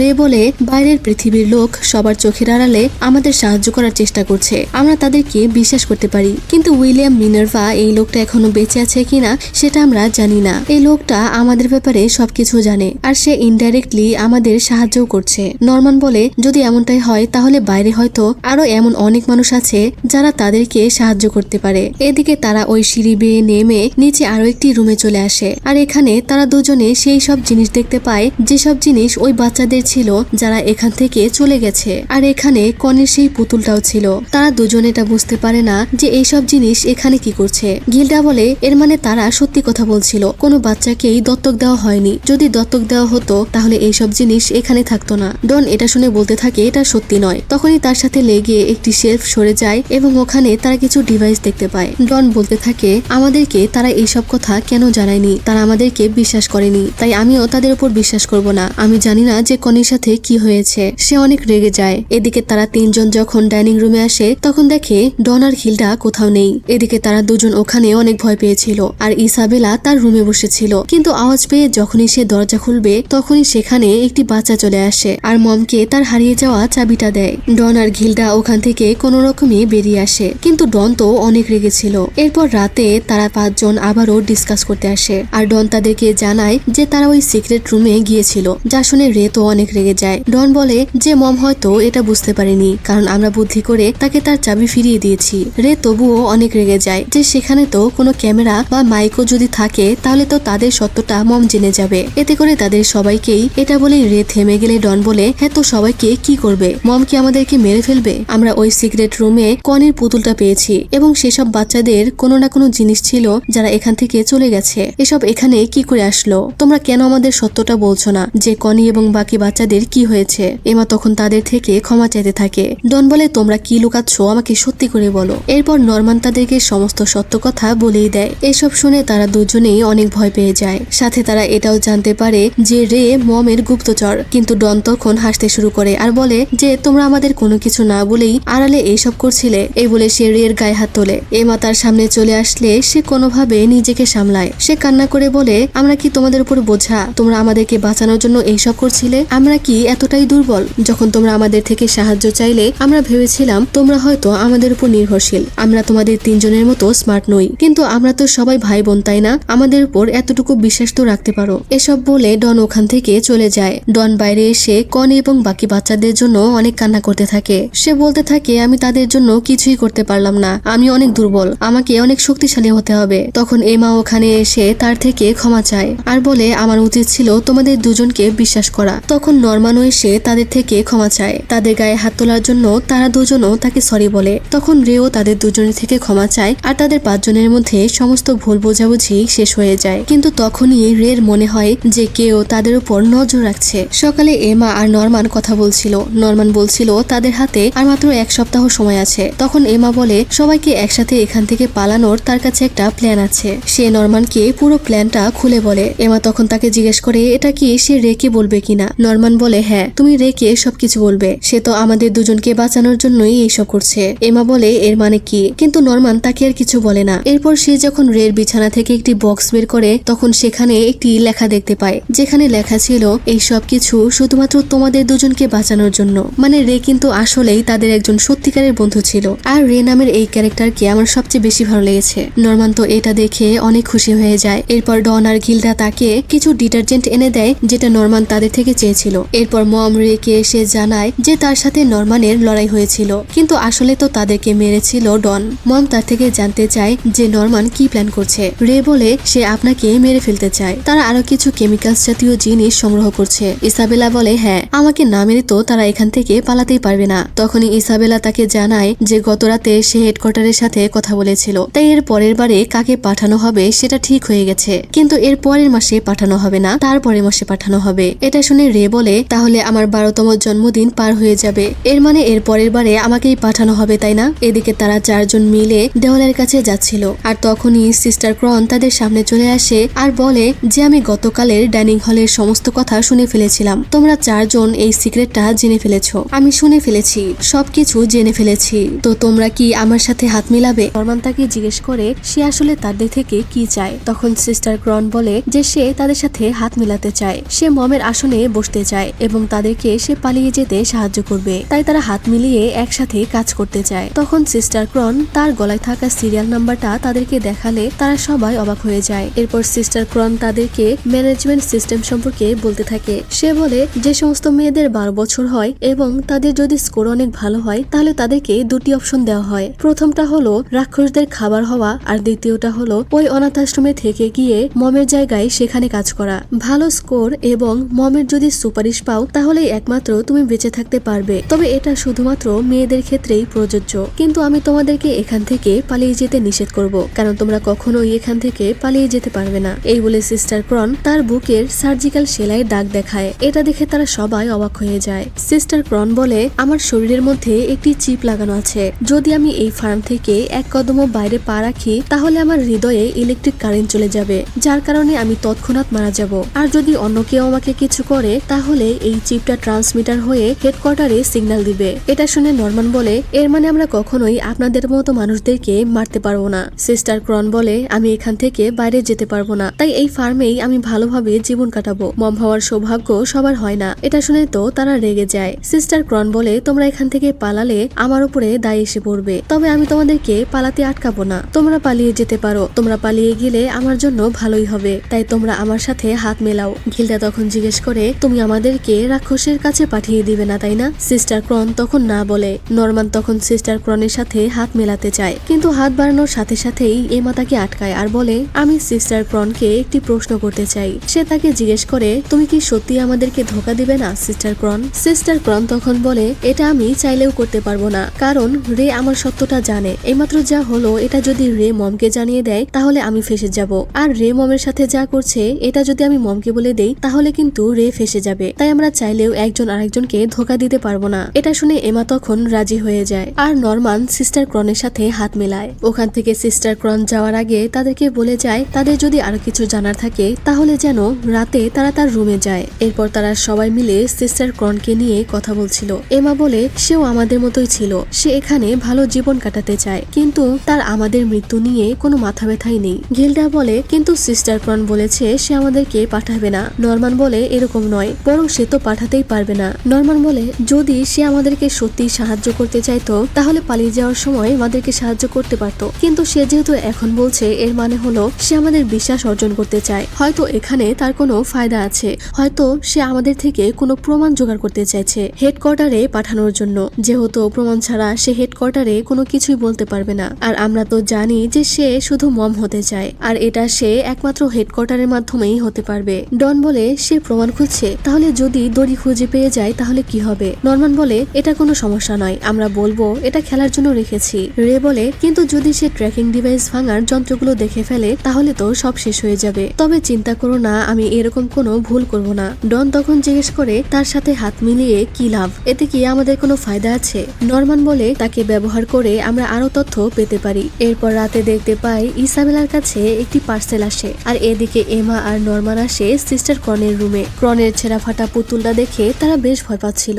তখন ক্রন বলে, তোমরা আমাকে যা খুশি প্রশ্ন করতে পারো। নরমান বলে, যে কোনো কিছু প্রশ্ন করতে পারি? সে বলে, হ্যাঁ, ফার্ম অথবা হেডকোয়ার্টারের ব্যাপারে যে কোনো প্রশ্ন করতে পারো। তখন এমা বলে, তাহলে আমাদেরকে সেই ডিভাইসটা দেখান যেটাতে ট্র্যাকিং ডিভাইস সিগন্যাল দেয়। সিস্টার ক্রন তখন নরমানের হাতে ওই ডিভাইসটা দিয়ে দেয়। ক্রন তখন বলে, এটা শুধু তোমাদের লোকেশন বলে দেয়, তোমাদের নাম নয়। ক্রন বলে, এর মানে তোমরা ট্র্যাকিং ডিভাইস সম্পর্কে আগে থেকেই জানতে? নরমান বলে, হ্যাঁ, মম আমাদের নিজেই দেখিয়েছিলেন, কিন্তু আমরা জানি না যে এটা কোথায় আছে আর এটা কিভাবে ডিস্ট্রয় করে। তুমি কি আমাদেরকে এটা বলতে পারবে? সিস্টার ক্রন বলে, হ্যাঁ, এটা তোমাদের বাম কানের উপরে আছে, তবে আমি জানি না এটা কিভাবে ডিস্ট্রয় করে। তবে যদি এটি ডিস্ট্রয় করা হয় তাহলে এটা এই মেশিনে সিগন্যাল পাঠাবে অথবা হেডকোয়ার্টারে সিগন্যাল পাঠাবে, আর এটা বের করার জন্য তোমাদেরকে নিজের কান কাটতে হবে। নরমান বলে, কিন্তু এখানে ভালো কোনো সিজার নেই। সিস্টার ক্রন বলে, ফার্স্ট এইড বক্সে একটা চাকু আছে, কিন্তু নরমান জানায় কোনো ইনফেকশন হোক সে এটা চায় না, তাছাড়াও এতে তাদের শরীর থেকে অনেক রক্ত বেরিয়ে যেতে পারে। সিস্টার ক্রন তখন বলে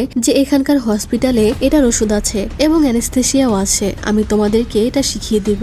এখন তোমাদের আর কিছু জানার থাকলে জিজ্ঞেস করতে পারো। তখন এমা তাকে জিজ্ঞেস করে, আপনার বয়স কত, আর আপনি কি এখানেই বড় হয়েছেন? ক্রন তখন বলে, মেয়েদেরকে তার বয়স জিজ্ঞেস করতে হয় না, আর এটা কিন্তু একদম সত্যি কথা বলছে। তবে ক্রন বলে যে তার বয়স 26 বছর, আর সে অন্য একটি হাউসে জন্মগ্রহণ করেছিল আর ওখানেই বড় হয়েছে, আর ইসাবেলার 31 বছর। নরমান তখন বলে, আর আপনি বাইরের দুনিয়া সম্পর্কে কি জানেন? আপনি কি বাইরের দুনিয়া দেখেছেন? ক্রন তখন বলে, না, আমি কখনোই বাইরের দুনিয়া দেখিনি। যা শুনে তারা দুজনেই অবাক হয়। ক্রন তখন বলে, তোমাদের মনে হতে পারে যে আমি বাইরের দুনিয়া দেখেছি, কিন্তু আমি সত্যি বাইরের দুনিয়া দেখিনি। তবে বাইরে মানুষ অবশ্যই আছে, কারণ চিন্তা করে দেখো যে তোমরা যেসব খাবার খাও এবং যেসব পোশাক পরো এসব কোথা থেকে আসে। নরমান বলে, এর মানে আমাদের এখানকার খাবার এবং পোশাক ও অন্যান্য জিনিসপত্র সব বাইরের দুনিয়া থেকে আসে। ক্রন বলে, হ্যাঁ, এইসব একজন ব্যক্তি নিয়ে আসে, আর সে এখনো জীবিত আছে, আমি তাকে একবার হেডকোয়ার্টারে দেখেছিলাম। এমা তখন জিজ্ঞেস করে, আপনি কি জানেন দুনিয়াতে কবে এই রাক্ষসেরা এলো? ক্রন বলে, না, আমি এটা জানি না। তারা আরো জিজ্ঞেস করে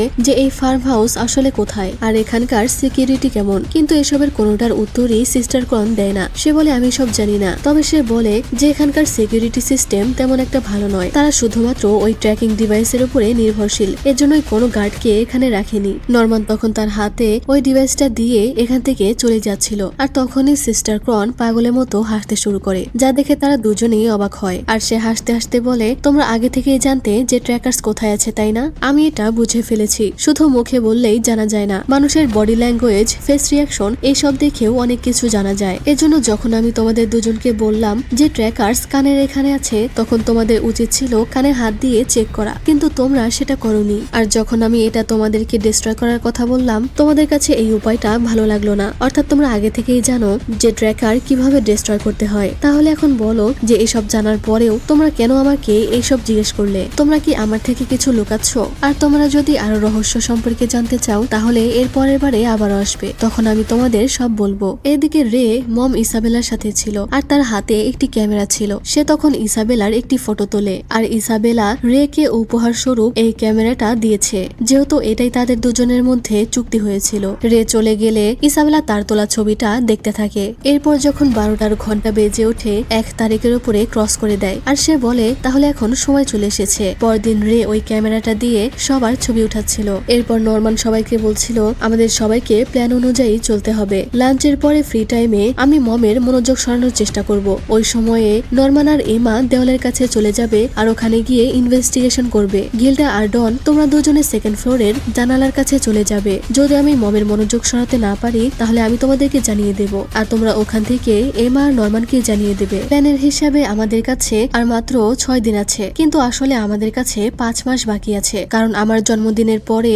আমাকে এখান থেকে পাঠিয়ে দেওয়া হবে। তাই আমাদেরকে আরো বেশি সতর্ক হতে হবে। এরপর নরমান আর এমা রেকে জানায় যে সিস্টার তাদের ট্র্যাকিং ডিভাইস ডিস্ট্রয় করার কথাটা জেনে গেছে। রে এটা শুনে কিছুটা রাগ করে, তবে নরমান বলে এজন্য আমাদেরকে আরো আগেই পালিয়ে যেতে হবে। তুমি ট্র্যাকার্স কবে ডিস্ট্রয় করতে পারবে? রে তখন হঠাৎ করেই তাদের দুজনের একটা ছবি উঠায় আর বলে আমার কাছে সবকিছু আছে, আমি যে কোনো সময় এটা ডিস্ট্রয় করতে পারবো। নরমান বলে ট্র্যাকিং ডিভাইস ডিস্ট্রয় করে আমরা কি এখান থেকে পালিয়ে যেতে পারবো, নাকি সিস্টার ক্রন তার আগেই আমাদের সত্যটা জেনে ফেলবে? রে বলে চিন্তা করো না, আমি এটার ব্যবস্থা করে রেখেছি। এদিকে সিস্টার ক্রন ভাবছিল যে তারা ট্র্যাকিং ডিভাইস কিভাবে ডিস্ট্রয় করবে, তাদের কাছে নিশ্চয়ই কোনো যন্ত্র আছে। এরপর যখন সবাই লাঞ্চ করছিল তখন সিস্টার ক্রন ওটা খোঁজার জন্য চলে যায়, যে ব্যাপারটা তারা খেয়াল করে। সিস্টার ক্রন রেড বেডের এখানে এসে সবকিছু চেক করতে থাকে। তখনই সে বক্সের মধ্যে থেকে একটি চিরকুট খুঁজে পায় আর ওটা নিয়ে দৌড়ে তার রুমে চলে আসে। কিছু একটা পেয়েছে ভেবে সে অনেক খুশি হয়ে যায় আর বলতে থাকে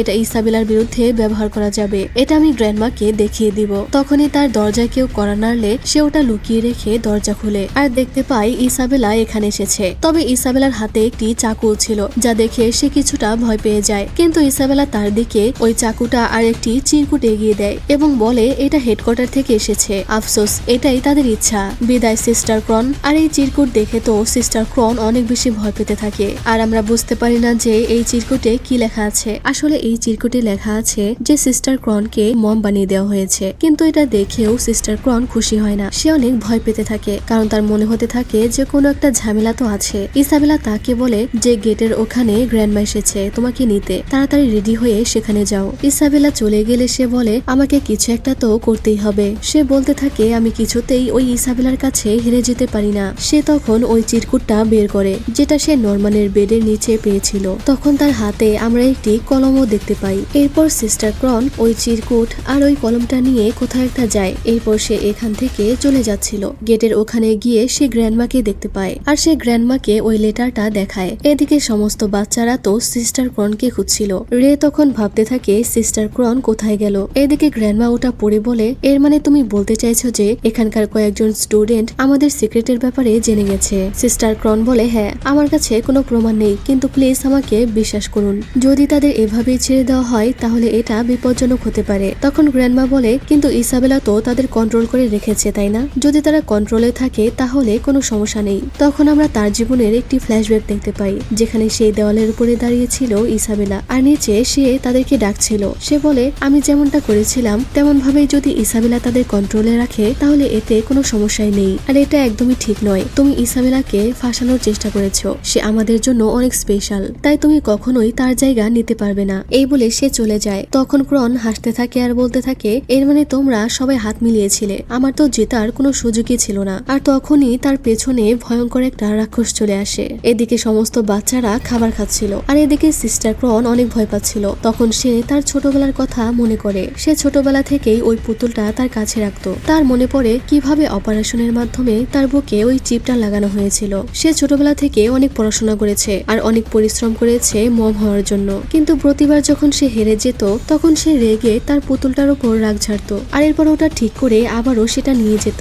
এভাবে সে নিজেকে ইমপ্রুভ করেছে এবং সে সিস্টার পদ পেয়েছে, কিন্তু সে কখনোই মম হতে পারেনি, যেটা তার একমাত্র স্বপ্ন ছিল। এরপরে একদিন ল্যাবের একজন গবেষকের পকেট থেকে একটি কলম পড়ে যায় আর সেই কলমটা সে তুলে নেয়। সিস্টার সিস্টার কন রাক্ষসটার কাছ থেকে বাঁচার চেষ্টা করে। আর তখন আমরা দেখতে পাই যে একটি চিরকুট আর সেই কলমটা সে নরমানের ড্রয়ারে রেখে দিয়ে এসেছে। রাক্ষসটাও তাকে ধরে ফেলে আর তখন সে ব্যাকগ্রাউন্ডে বলে তোমরা এখান থেকে পালিয়ে যাও আর এই রাক্ষসদেরকে তোমরা শেষ করে দিও। এরপর সিস্টার ক্রন মারা যায় আর তার বুকেও আমরা ওই ফুল গাছটা দেখতে পাই। এদিকে লাঞ্চের পরে রে মমের কাছে আসে আর মমকে বলে যে তাদের কেমিক্যাল গুলো পাল্টে দিতে, যেহেতু সে মমকে বলেছিল যে নরমানরা কিছু কেমিক্যাল জোগাড় করেছে, তো তারা সেটাই করতে যাচ্ছিল। আর এদিকে এমা আর নরমান প্ল্যান মোতাবেক জঙ্গল দিয়ে দৌড়ে সেই দেওয়ালের কাছে যাচ্ছিল আর গিল্ডা আর ডন সেকেন্ড ফ্লোরের জানালার দিকে তাকিয়েছিল। ওপর থেকে সিগন্যাল আসলেই তারা এমা আর নরমানকে জানিয়ে দিবে। এদিকে রে আর মম যাচ্ছিল, তখন মম বলে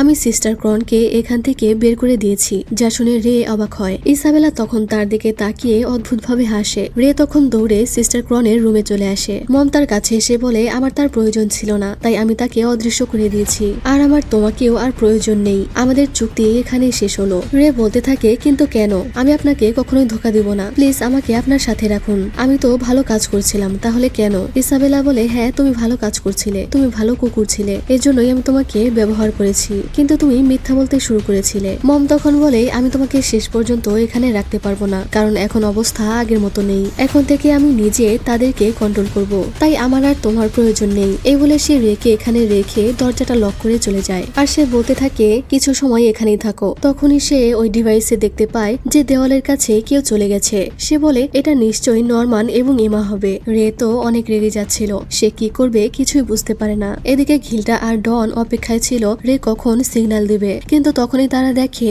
মম ওখান থেকে বেরিয়ে আসছে, যা দেখে তারা দুজনে অবাক হয়ে যায়। ইসাবেলা তখন তাদের দিকে অদ্ভুতভাবে তাকায়। ডন তখন দৌড়ে উপরে চলে আসে। এদিকে রে দরজা খোলার চেষ্টা করছিল, তখন ডন দরজা ভেঙে ভেতরে চলে আসে। এরপর তারা সবাই মিলে জঙ্গলের দিকে দৌড়াতে শুরু করে। এদিকে নরমান আর রে গাছের উপর থেকে দড়িটা নিচে পড়ে। তখনই কারো পায়ের আওয়াজ শুনে এমা ওই দড়িগুলো জঙ্গলের মধ্যে ছুড়ে দেয়। তখন তারা দেখতে পায় যে এখানে মম চলে এসেছে। তখন তারা নাটক করে বলে মম কি হয়েছে? ইসাবেলা বলে আজকে আমি তোমাদের সাথে খোলাখুলি কথা বলবো, তোমরা কোনো কিছুই জানো না এমন ভান করার কোনো দরকার নেই, কারণ আমাদের সম্পর্কটা তো জন্তু জানোয়ারের মতো, কিন্তু সত্যি বলতে আমি তোমাদেরকে অনেক ভালোবাসি, আর এর জন্যই আমি তোমাদেরকে হেরে যাওয়ার একটি সুযোগ দিতে চাই। তোমরা এখান থেকে পালিয়ে যাওয়ার চেষ্টা ছেড়ে দাও, কারণ আমি তোমাদেরকে কষ্ট দিতে চাই না। এটা তো কত ভালো জীবন, এই বাড়িতে তোমরা সুস্বাদু খাবার আর কত ভালোবাসা পাও। এমা বলে এটা কেমন ভালো জীবন যার শেষ পরিণতি কনির মতো হয়? মম বলে মরতে তো আমাদের একসময় হবেই, কিন্তু তোমরা কি এটা ভেবেছো যে মৃত্যুর আগে কনি কত ভালো জীবন কাটিয়ে গেছে? এমা বলে আমরা এই নকল জীবন চাই না, কষ্ট সহ্য করে হলেও আমরা মুক্ত জীবন চাই। নরমান তখন এমাকে চুপ করতে বলে। ইসাবেলা বলে পালিয়ে যাওয়া অসম্ভব, এমনকি বাইরেও তোমাদের জন্য অনেক বিপদ আছে, তাই তোমরা আমার সাথে চলো আর খুশি খুশি জীবন কাটাও। যতক্ষণ না তোমাদের সময় শেষ হয়ে যাচ্ছে আমি তোমাদের পাঁচজনকে খুশি দেখতে চাই। এটা শুনে নরমান অবাক হয়ে বলে পাঁচজন মানে? এমা আর নরমান তখন একজন আরেকজনের দিকে তাকায়। তারা বুঝতে পারে মম সমস্ত কিছু জেনে ফেলেছে। তখন আর কোনো উপায় না দেখে নরমান মমকে বলে ঠিক আছে, আমি আর আগের মতো ভালো বাচ্চা হয়ে থাকতে পারবো না। তখনই নরমান ওই দড়িটা নেওয়ার জন্য যায় আর এমা দৌড়ে এসে মমকে ধরে ফেলে। নরমান যখন দড়িগুলো নিয়ে দেয়ালের কাছে যাবে ঠিক তখনই সে কিছু আওয়াজ শুনতে পায়। পেছনে তাকিয়ে দেখে ইসাবেলা এমার একটি পা ভেঙে দিয়েছে। এদিকে তারা তিনজনও সেদিকে আসতে থাকে। নরমান এটা দেখে শকড হয়ে যায়। তখনই ওখানে বাকিরাও পৌঁছে যায়। ইসাবেলা এমার মাথায় হাত বুলাতে থাকে আর বলতে থাকে চুপ হয়ে যাও, এর জন্য বলেছিলাম যে তোমরা হার মেনে নাও। নরমান তুমিও এখন চিন্তা করে দেখো যে কি করবে। আমি চাই তোমরা শেষ পর্যন্ত আমার সাথে থাকবে, কারণ তোমরা হলে আমার ফার্মের স্পেশাল খাবার। এসব শুনে তো তারা অনেক রেগে যেতে থাকে। ইসাবেলা বলে এজন্যই আমি তোমাদেরকে শেষ পর্যন্ত বাঁচিয়ে রাখবো। আর তখন ইসাবেলা নরমানকে বলে কালকেই তোমাকে পাঠিয়ে দেওয়া হবে। যা শুনে নরমান তো অনেক ভয় পেতে থাকে। এমা তখন কান্না করতে থাকে আর এরপরে ইসাবেলা এমাকে কোলে নিয়ে হাউসে ফিরে আসে। সবাই জানতে চায় তার কি হয়েছে। তো গত পর্বে আমরা দেখেছিলাম যে ইসাবেলা বলে নরমানকে কালকেই পাঠিয়ে দেওয়া হবে, যা শুনে রে তো অনেক ভয় পেয়ে যায়। আর ওদিকে এমা তো তার পায়ের ব্যথায় কান্না করছিল। রে জিজ্ঞেস করে এমার পায়ে কি হয়েছে। ইসাবেলা বলে তার পায়ে একটু ব্যথা লেগেছে, সে খুব তাড়াতাড়ি ঠিক হয়ে যাবে। এই বলে সে এমাকে কোলে নিয়ে নেয় আর নরমানকে বলে সেই দড়িগুলো আমাকে পরে দিয়ে দিও। যা শুনে নরমান আরো অবাক হয়, মানে ইসাবেলা তাদের সমস্ত প্ল্যানের ব্যাপারেই জানতো। এরপর ডন বলছিল এখন আমরা কি করব? এমার পা ভেঙে দিয়েছে, নরমানও কালকে চলে যাবে, মম দড়িও নিয়ে নিয়েছে। রে বলতে থাকে তো কি হয়েছে, আমরা আবারও দড়ি বানিয়ে নিব, আমরা এখান থেকে অবশ্যই পালিয়ে যাব, কিন্তু নরমানের ব্যাপারে কি করব করব বুঝতে পারছি না। তখন তারা সিস্টার ক্রনের ব্যাপারেও কথা বলতে থাকে, যে সে সকালবেলায় কত খুশি ছিল আর এখন সে জীবিত নেই। এটা ভেবে তাদের অনেক খারাপ লাগে। রে অনেক রেগেছিল, সে একটা বালতিতে লাথি দিয়ে ওটা দূরে সরিয়ে দেয়। এদিকে নরমান এমার কাছে ছিল। নরমান তাকে বলছিল, চিন্তা করো না, সবকিছু ঠিক আছে, প্ল্যান এখনো বাকি আছে, আর তোমার পাও খুব শীঘ্রই ঠিক হয়ে যাবে। এমা বলে, আমি এটার ব্যাপারে ভাবছি না, আমি তোমাকে যেতে দিব না, তোমাকে আমাদের সাথেই থাকতে হবে আর এখান থেকে পালাতেও হবে। কিন্তু নরমান এটার কোনো উত্তর না দিয়ে বলে, আমি তোমার জন্য পানি আনছি। এই বলে সে তাকে ইগনোর করে চলে যায়। এরপর নরমান কল থেকে পানি নিতে চলে আসে, কিন্তু এখানে তার হাত থেকে গ্লাসটা পড়ে যায়। সে ওখানে বসে পড়ে আর কান্না করতে থাকে। অন্যদিকে রে তো রেগে পাগল হয়ে গেছিল, সে কি করবে কিছুই বুঝতে পারছিল না। ডন জিজ্ঞেস করে, আমরা এখন কি করব? সে বলে, যাই হয়ে যাক না কেন আমাদের তাকে বাঁচাতেই হবে, আমি তাকে মারা যেতে দিতে পারি না। রে এমার কাছে চলে আসে আর বলে, আমাদেরকে নরমানকে পালিয়ে যেতে সাহায্য করতে হবে। এমা বলে, হ্যাঁ। এদিকে নরমানের কান্না শেষে সে পানি নিয়ে ওখান থেকে চলে আসছিল এবং যাওয়ার সময় সে কিছু একটা সিদ্ধান্ত নিয়ে ফেলে। এরপর শান্ত হয়ে সে এমার রুমে আসে, কিন্তু দেখে এখানে রে এসেছে। এরপর রে তাকে বলে, কালকে বিকেলের মধ্যে তুমি পালিয়ে যাবে। কিন্তু নরমান হেসে বলে, আমি এটা করতে পারবো না, আই এম সরি। তারা দুজন বলতে থাকে, না, তোমাকে এটা করতেই হবে। রে বলে, কালকে বিকেলে তুমি এমন ভান করবে যেন মনে হয় যে তুমি একাই পালিয়ে গেছো। ট্র্যাকিং ডিভাইস ভেঙে তুমি পালিয়ে যাওয়ার নাটক করবে আর এরপর কোথাও একটা লুকিয়ে পড়বে যতদিন না এমার পা ঠিক হয়ে যাচ্ছে। আর এরপর যেদিন আমরা পালিয়ে যাব তুমিও আমাদের সাথে পালাবে। নরমান বলে, কিন্তু যদি আমি পালিয়ে যাই তাহলে সিকিউরিটি আরো বেশি কড়া করে দিবে। রে তখন বলে, না, এমনটা তারা করবে না। যদি তারা সিকিউরিটি বাড়িয়ে দেয় তাহলে এটা বাচ্চাদের উপরে খারাপ প্রভাব ফেলতে পারে, এর জন্যই তারা এটা করবে না, কারণ তাদের কাছে বাচ্চাদের ব্রেন সবচেয়ে বেশি গুরুত্বপূর্ণ। তারা দুইটা নিয়ম মেনে চলে। প্রথমটা হলো আমাদেরকে খুব ভালোভাবে বড় করা, আর দ্বিতীয়টা হলো নিজেদের সিক্রেট যে কোনো উপায়ে লুকিয়ে রাখা। আর এর জন্যই রাক্ষসীরা কখনোই আমাদের কাছে আসে না, কারণ এতে বাচ্চারা ভয় পেয়ে যাবে এবং তাদের ব্রেনের বিকাশ হবে না। নরমান বলে, কিন্তু যদি তারা দেওয়ালের উচ্চতা এতটাই বাড়িয়ে দেয় যে আমরা আর যেতেই না পারলাম তখন কি হবে? রে চিৎকার করে বলে, তো কি হয়েছে, আমরা কোনো না কোনো উপায় বের করেই ফেলবো। সে কোনোভাবেই চায় না যে নরমান মারা যাক, কারণ তার জীবনের একমাত্র লক্ষ্যই হলো এমা আর নরমানকে বাঁচানো। সে তাদেরকে তার নিজের জীবনের থেকেও বেশি ভালোবাসে। কিন্তু নরমান বলতে থাকে, না, আমি পালিয়ে যাব না, আমি এটা করতে পারবো না। এখানে সিকিউরিটির কোনো প্রবলেম নেই, কিন্তু যদি আমি পালিয়ে যাই তাহলে ওরা হয় তোমাকে অথবা এমাকে পাঠিয়ে দিবে, আর আমি নিজের জীবন বাঁচানোর জন্য তোমাদেরকে কোনোভাবেই মারতে পারবো না। তারা আমাকে মারতে পারে, কিন্তু আমি আর কাউকেই হারাতে চাই না। আমি মমের প্ল্যান নষ্ট করে দিয়ে সবাইকে এখান থেকে পালাতে সাহায্য করব। রে বলতে থাকে, তুমি এমন কেন করছো? আমার 6 বছরের পরিশ্রমের কি হবে? নরমান তখন তার থেকে ক্ষমা চায়, আর তখন এমা বলে, তাহলে রে তুমি তোমার শরীরের কোনো হাড় ভেঙে ফেলো। তারা বুঝতে পারে না এমা কি বলছে। সে বলে, আমি পুরোপুরি অসুস্থ, এজন্য তারা কখনোই আমাকে পাঠিয়ে দিবে না, আর আমরা হলাম হাই কোয়ালিটির প্রোডাক্ট, অনেক স্পেশাল, তাই আমরা অসুস্থ হলে কোনোভাবেই আমাদেরকে পাঠাবে না। এজন্য নরমান যদি না থাকে তাহলে তারা রেকে বেছে নিবে, কারণ আমি তো অসুস্থ। কিন্তু রেও যদি অসুস্থ হয় তাহলে তারা কাউকেই পাঠাতে পারবে না। এটা শুনে রে হাসতে শুরু করে আর বলে, এটা তো অনেক ভালো আইডিয়া, আমি আমার হাতের হাড় ভাঙতে চাই। নরমান তো হা করে তাদের কথা শুনতে থাকে। সে তাদের বলে, তোমরা থামো, তোমরা এরকম করো না। রে বলে, হ্যাঁ আমরা করব, কারণ রাক্ষসরা অসুস্থ বাচ্চাদেরকে খাবে না। এমা রেকে বলে, তোমার কিন্তু অনেক ব্যথা করবে, তুমি কি রাজি আছো? রে বলে, অবশ্যই। নরমান বলতে থাকে, তোমরা এমন কেন করছো? এটা তো পাগলামি। এমা বলে, তোমাকে মরতে দেওয়ার থেকে তো ভালো। তোমার কি মনে নেই তুমি বলেছিলে তুমি আমাদের সবাইকে এখান থেকে পালিয়ে নিয়ে যাবে? কিন্তু তুমি যদি না থাকো তখন আমাদের কি হবে? আমরা একসাথে বাঁচতে চাই। এসব শুনে নরমান কান্না শুরু করে দেয়, আর এরপর রে নরমানকে ট্র্যাকিং ডিভাইস ডিস্ট্রয় করার মেশিনটা দিয়ে দেয় আর বলে দেয়, এটা কানের কাছে নিয়ে বাটন চেপে দিলেই ট্র্যাকিং ডিভাইস বন্ধ হয়ে যাবে আর মমের কাছে কোনো সিগন্যালও যাবে না, আর এরপর তুমি দেওয়ালে চড়ে ওখান থেকে চলে যাবে। নরমান বলে, কিন্তু এর জন্য তো আগে প্রস্তুতি দরকার। রে বলে, চিন্তা করো না, ডনার গিল্ডা নতুন করে দড়ি বানিয়ে ফেলেছে। এমা তখন জিজ্ঞেস করে, তুমি এটা বানালে কি করে? সে বলে, 6 বছর ধরে মম আমাকে অনেক কিছু দিয়েছে, আর সেই সব জিনিস থেকেই আমি এই জিনিসটা বানিয়েছি। এমা বলে, এর জন্যই তুমি মমের থেকে ক্যামেরা চেয়েছিলে? সে বলে, হ্যাঁ, ক্যামেরার থেকে আমার শুধু টিউবলাইটটা দরকার ছিল। নরমান বলে, আর এটা দেখতে তো ক্যান্ডি বক্সের মতো, তুমি অসাধারণ কাজ করেছো। রে বলে, এই হাউসের কালো সত্যটা জানার পর আমাকে এটা করতে হয়েছে। নরমান তখন তাকে জিজ্ঞেস করে, তুমি এই হাউসের সত্যটা কিভাবে জানলে? তখন রে বলে, শুরু থেকেই আমি এটা জানি। তোমরা কি ইনফ্যান্টাইল অ্যামনেসিয়া সম্পর্কে জানো? এমা জানতে চাই এটা কি। রে বলে, মানুষ সাধারণত তার খুব ছোট বয়সের স্মৃতি ভুলে যায়, আর এটাকেই ইনফ্যান্টাইল অ্যামনেসিয়া বলে। কিন্তু কিছু কিছু মানুষ আছে যাদের তাদের খুব ছোট বয়সের কথাও মনে থাকে, অর্থাৎ রের কিন্তু তার অনেক ছোট বয়সের কথাও মনে আছে। তো এমা রেকে জিজ্ঞেস করে, তোমার কি অনেক ছোটবেলার কথাও মনে আছে? সে বলে হ্যাঁ 2 অথবা 3 বছর বয়স ছিল, তখনকারও অনেক কিছু আমার মনে আছে। আমি রাক্ষস এবং অন্যান্য বাচ্চাদেরকে ওখানে দেখেছিলাম, যেখানে আমি খুব ছোটবেলায় ছিলাম, আর আমার তাদের সবার চেহারা খুব ভালোভাবেই মনে আছে। আমাদের শরীরে সবার প্রথমে ট্র্যাকিং ডিভাইস লাগানো হয়েছিল।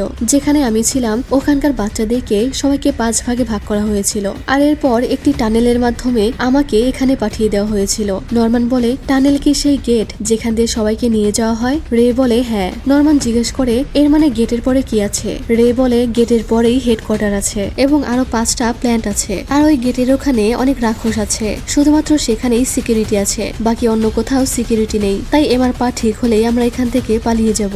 রে তাকে বলে ভয় পাওয়ার কোনো দরকার নেই, কাল তুমি এখান থেকে পালিয়ে যাবে। এই বলে তারা 3 জন হাত মেলায়। নরমান তখন বলে আমি বুঝে গেছি আমাকে কি করতে হবে। এরপর রাতে মম সবাইকে বলে যে আগামীকাল নরমান তার দত্তক মা বাবার কাছে চলে যাবে। এটা শুনে সমস্ত বাচ্চারা কান্না শুরু করে দেয়। নরমান তখন তাদের জড়িয়ে ধরে শান্ত করে, আর রে তো মমের উপরে অনেক রেগেছিল। আর এরপর নরমান যখন তার ড্রয়ার খোলে তখন ওখানে সিস্টার ক্রনের রাখা সেই কলম আর চিরকুটটা খুঁজে পায়। আর এর পরের দিন বিকেল বেলা যখন সবাই খেলছিল তখন নরমান দৌড়ে সেই দেওয়ালের কাছে চলে যায়। সবাই ভাবছিল যে নরমান ঠিকভাবে পালাতে পারলো কিনা। রে আর এমাও তার জন্য চিন্তা করছিল। এদিকে নরমান দড়িটা নিয়ে সেই দেওয়ালের কাছে চলে আসে। দড়িটাকে গাছের সাথে লাগিয়ে সে দেওয়ালের উপরে চড়ে যায়, আর এখানে সে সবকিছু দেখতে থাকে। এদিকে অনেকটা সময় পার হয়ে গেছে। তখন হঠাৎ করে ইসাবেলা খেয়াল করে যে নরমান এখানে নেই। সে সবাইকে জিজ্ঞেস করে নরমান কোথায়। তখন সে তার ওই ডিভাইসটা চেক করে। রে তো অনেক খুশি হয়ে যায় যে মম হয়তো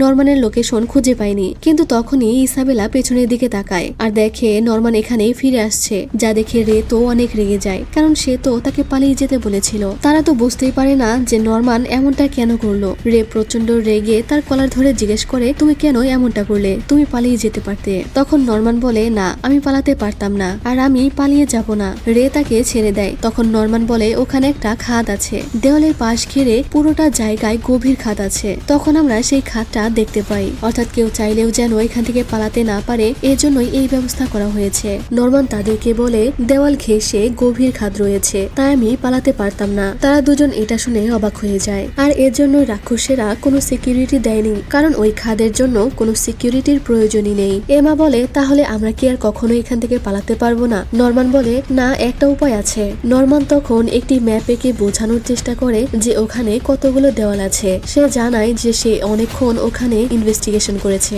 কোন এরিয়া দিয়ে গেলে তাদের সুবিধা হবে সে এটাও জানায়। তখনই ফিল নামের একটি বাচ্চা এসে নরমানকে বলে মম তাকে ডাকছে। নরমান বলে তাকে বলো আমি আসছি। নরমান তখন চলে যাচ্ছিল, তবে যাওয়ার আগে সে রে কে ওই ডিভাইসটা দিয়ে যায়, যেটা রে তাকে দিয়েছিল ট্র্যাকিং ডিভাইস ডিস্ট্রয় করার জন্য। সে বলে আমি এটার ব্যবহার করিনি, এটা তোমাদের কাছে রেখে দাও। রে এটা শুনে অনেক রেগে যায়। সে তাকে ধরে বলে তুমি আমাদের মিথ্যা বলেছ তাই না? তুমি পালানোর উদ্দেশ্যে দেওয়ালের কাছে যাওইনি, তুমি শুরু থেকেই এটা প্ল্যান করে রেখেছিলে। নরমান বলে আমাকে ক্ষমা করে দিও, সেটা একটি মিথ্যা ছিল, আমি কোনো ভুল করতে চাই না। আমি চাই না তোমাদের মধ্যে কার কেউ মারা যাক। যদি আমি পালিয়ে যেতাম তাহলে সমস্ত প্ল্যান বরবাদ হয়ে যেত, আর আমি কোনোভাবেই হেরে যেতে চাই না, কিন্তু আমার সিদ্ধান্ত কোনোভাবেই বদলাবে না। রে তখন ওখানে বসে কান্না করতে থাকে। সে ওই ডিভাইসটা টেবিলের উপর রেখে দেয় আর বলে আমার যা করার ছিল আমি করেছি, এখন বাকি সবকিছু তোমাদের উপরে। এমা তাকে কিছুতেই যেতে দিতে চায় না। তখন নরমান তাদের দুজনকে জড়িয়ে ধরে এবং তাদেরকে ধন্যবাদ জানায়। সে বলে তোমাদের দুজনের জন্য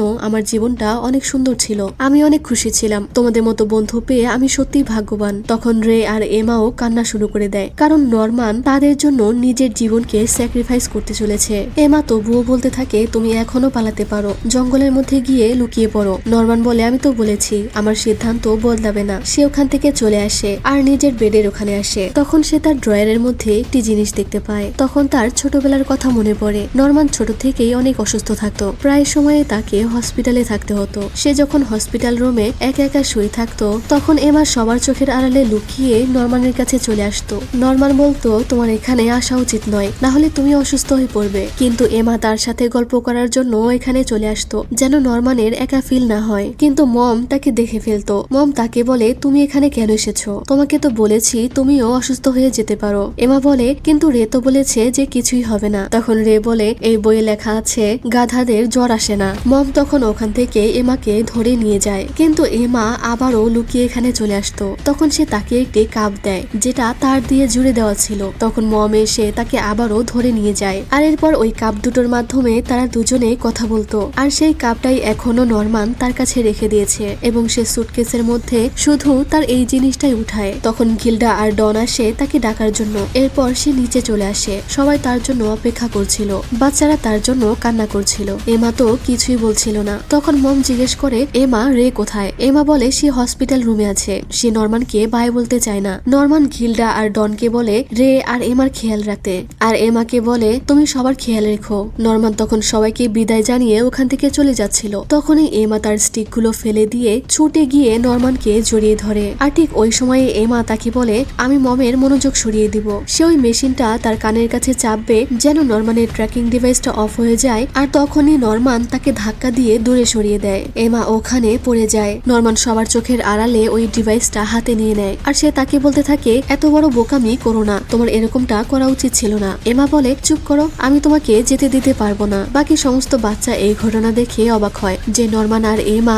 একজন আরেকজনের সাথে লড়াই করছে। নরমান বলতে থাকে আমি এসব চাই না, আমি শুধু চাই তোমরা হাসি মুখে আমায় বিদায় জানাও। কিন্তু এমা তারপরেও মানতে চায় না। সে কোনোভাবেই নরমানকে যেতে দিতে চায় না। নরমানের তখন কান্না চলে আসে। সে কান্না আটকে বলে তুমি এরকমটা করো না, কিন্তু তুমি কি জানো যে তুমি একটা বেপরোয়া খুবই ভালো এবং বাচ্চা সুলভ একটি মেয়ে। সে তার গালে হাত রেখে বলে আর এর জন্যই আমি তোমাকে। কিন্তু নরমান তার কথাটা শেষ করতে পারে না। ওখানে মম চলে আসে। নরমান বলতে চাইছিল এর জন্যই আমি তোমাকে পছন্দ করি, কিন্তু এই কথাটা আর কখনোই সে এমাকে বলতে পারবে না। মম তখন এমার কানে কানে তাকে হেরে যেতে বলে। নরমান তখন এমাকে তার স্টিক গুলো উঠিয়ে দেয় আর এরপর তাকে ধন্যবাদ জানায়। সে বলে তোমাকে ধোকা দেওয়ার জন্য সরি, নিজের খেয়াল রেখো, ঠিকভাবে খাবার খেও, বাকি সবকিছু এখন তোমার হাতে। এমা তখন তার সাথে একটা কথা বলে না। তখন সুযোগ বুঝে নরমান তাকে ওই ডিভাইসটা আবারও ফিরিয়ে দেয় আর জড়িয়ে ধরে বলে সবকিছু ঠিক হবে, কখনোই হার মানবে না। সে মুখ চেপে কান্না করতে থাকে। নরমান চলে যাওয়ার সময় রেকেও দেখতে পায়। রে তার দিকে তাকায় কিন্তু তার সাথে কোনো কথাই বলে না। এরপর নরমান মমের সাথে চলে যাচ্ছিল। তখন মম জিজ্ঞেস করে তোমার সুটকেসটা কি খালি? নরমান বলে হ্যাঁ, কারণ আমি জানি যে কোনো কিছু নিয়ে যাওয়ারই মানে হয় না। ইসাবেলা বলে আমি জানতাম তুমি কখনোই পালিয়ে যাবে না, তুমি একদম সঠিক সিদ্ধান্ত নিয়েছো। রে আর এমাকেও সঠিক সময়ে পাঠিয়ে দিব। নরমান বলে ততক্ষণ পর্যন্ত কি তারা এখানে খুশিতে থাকবে? মম বলে অবশ্যই। তখন নরমান হঠাৎ করেই মমকে জিজ্ঞেস করে মম আপনি কি এখানে খুশি আছেন? ইসাবেলা এই কথা শুনে অনেক অবাক হয়। সে বলে হ্যাঁ আমিও খুশি আছি, কারণ আমার তোমাদের মতো বাচ্চাদের সাথে দেখা হয়েছে। নরমান তখন গেটের ওখানে চলে আসলে গেটটা উপরে তোলা হয়। সে ধীরে ধীরে সামনে এগিয়ে আসে। তখন মম তাকে বলে এই দিকে এসো, এই রুমে কিছুক্ষণ অপেক্ষা করো। আর এভাবেই নরমান বন্ধুদের জন্য তার নিজের জীবন স্যাক্রিফাইস করে দেয়। এরপর আমরা পরের দিন সকালে হাউসের সিন দেখতে পাই। সবাই ব্রেকফাস্ট করতে বসেছিল। এমা একদম নিশ্চুপ হয়ে গেছিল। সে করিডোর দিয়ে যাচ্ছিল আর তখনই পেছন থেকে নরমান তাকে ডাকে, কিন্তু সে পেছনে তাকিয়ে দেখে এখানে তো কেউ নেই। এরপর এমা বাইরে এসে আকাশের দিকে তাকিয়ে থাকে। তখন বাচ্চারা বলতে থাকে এমার অনেক মন খারাপ, আমরা কখনোই তাকে এরকম দেখিনি। তখন আরো দুটো বাচ্চা এসে বলে শুধু এমা নয়, রেরও এই একই অবস্থা, সে একদম মৃত মানুষের মতো হয়ে গেছে। এরপর রাতে ডন, গিল্ডা আর এমা তার কাছে আসে আর তারা বলতে থাকে আমাদের ঠিক করতে হবে যে আমরা এখন কি করব। কিন্তু রে বলে আমার এসবে কিছুই যায় আসে না, এসব কিছু বাদ দাও, চলো আমরা সবাই মারা যাই। আত্মা বন্ধুকে হারিয়ে রে পাগল প্রায় হয়ে গেছিল। তার আর বাঁচার ইচ্ছা ছিল না। সে বলে এটা অসম্ভব, দেওয়ালের চারপাশে গভীর খাদ রয়েছে আর যে ব্রিজটা আছে সেটাও হেডকোয়ার্টারের কাছে। আমি ক্লান্ত হয়ে গেছি, আমি পুরোপুরি ক্লান্ত হয়ে গেছি, আমি আর এখান থেকে চলে যেতে চাই না। এমা তখন তাকে ওই ডিভাইসটা দেয়। রে বলে আমার এটা দরকার নেই, তুমি এটা নিয়ে নাও, তোমাদের পালিয়ে যাওয়ার হলে পালিয়ে যাও, কিন্তু আমি পালাবো না, আমি এখানেই থাকবো। রে তখন এমার থেকে ক্ষমা চায়। এমা মন খারাপ করে ওখান থেকে চলে যায়। ডন বলে তুমি এমন কেন করছো?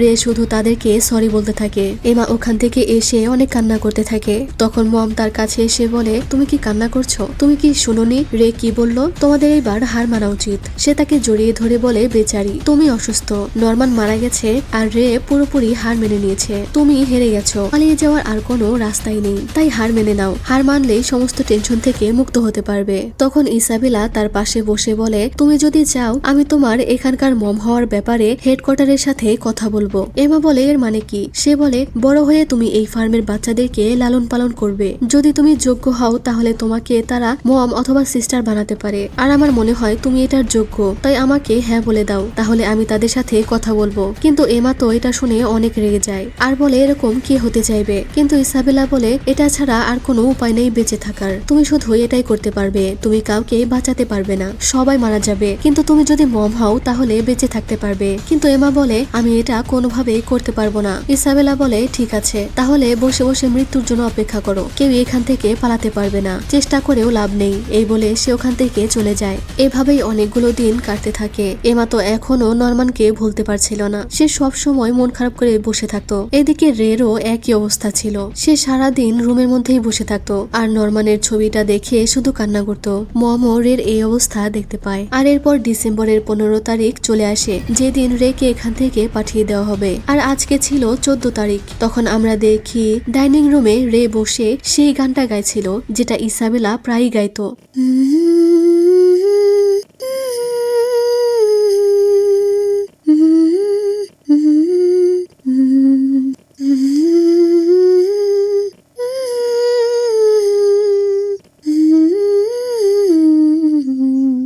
আর আমরা বুঝতে পারি না যে রে এই গানটা কিভাবে জানলো। তখনই ওখানে এমা চলে আসে আর জিজ্ঞেস করে তুমি এখানে কি করছো। রে বলে আজকেই আমার শেষ রাত, এজন্যই হাউসকে গুড বাই বলছি। এমা জিজ্ঞেস করে কাল তোমার জন্মদিন তাই না। রে বলে হ্যাঁ, কালকের রাতেই আমি শেষ হয়ে যাব।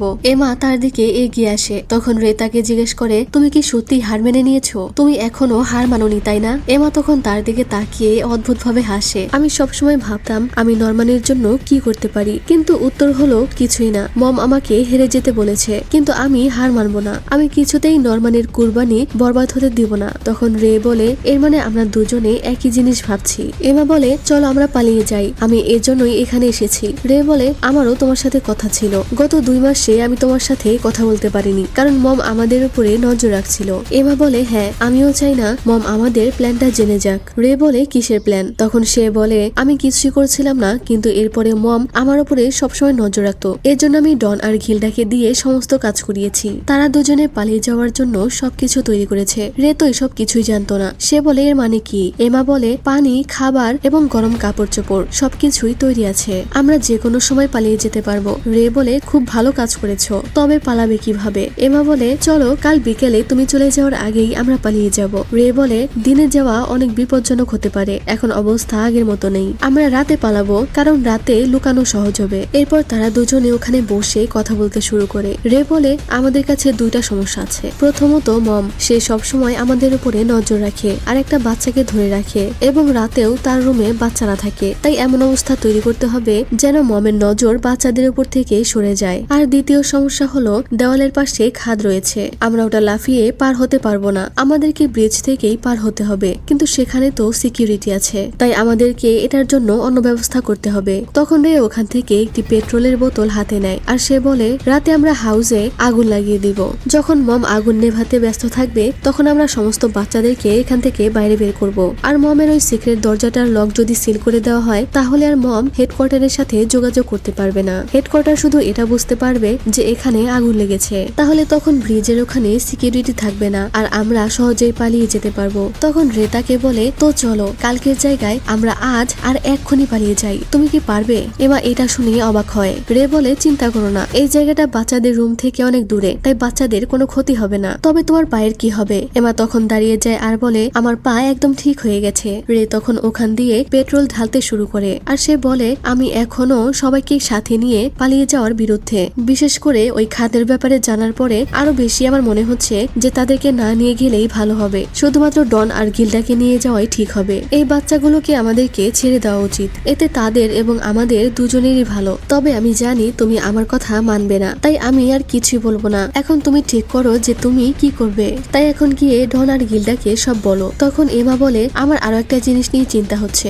আগুন লাগানোর পর মম যদি আগুন নেভানো বাদ দিয়ে যদি তার প্রোডাক্টদের উপরেই নজর রাখে তাহলে কি হবে। রে বলে তুমি একদম ঠিক বলেছো, এমনটা হতেই পারে, এই জন্য শুধু আগুন লাগানোই যথেষ্ট হবে না, যদি মমের মনোযোগ না সরে তাহলে আমরা পালাতে পারবো না। তবে চিন্তা করো না, আমার কাছে এটার প্ল্যান আছে। এই বলে সে পেট্রোল তার মাথায় ঢেলে দেয়, যা দেখে এমা অনেক অবাক হয়। রে তখন হাসতে হাসতে বলে এই হাউসের মাস্টার যাওয়ার একদিন আগেই গায়ে আগুন লাগিয়ে দিবে। আমি এই দিনের জন্য অনেক দিন ধরে অপেক্ষা করেছিলাম, আজকের দিনের জন্য আমি অনেক দিন আগে থেকেই তৈরি ছিলাম। তুমি জানো এমা, আমার কখনোই পড়াশোনা করতে ইচ্ছা করতো না, কিন্তু আমি নিজের ইচ্ছার বিরুদ্ধে গিয়ে এটা করেছি আর নিজের মস্তিষ্ককে সবসময় ঠান্ডা রেখেছি। এত কিছু জানার পরেও 12 বছর ধরে ওই রাক্ষসেরা আমাকে খাওয়ার জন্য অপেক্ষা করছে, কিন্তু আমি এটা হতে দেব না, তাদের মুখের সামনে থেকে আমি খাবার কেড়ে নিব। রে তখন অনেক ভাইলেন্ট হয়ে গেছিল। সে রাক্ষসদের উদ্দেশ্যে বলতে থাকে, তোমরা আমাকে খেতে পারবে না, আমি কোনো প্রোডাক্ট নই, আমি একজন মানুষ। এমা তার এই রূপ দেখে অনেকটা ভয় পেয়ে যায়। রে বলতে থাকে,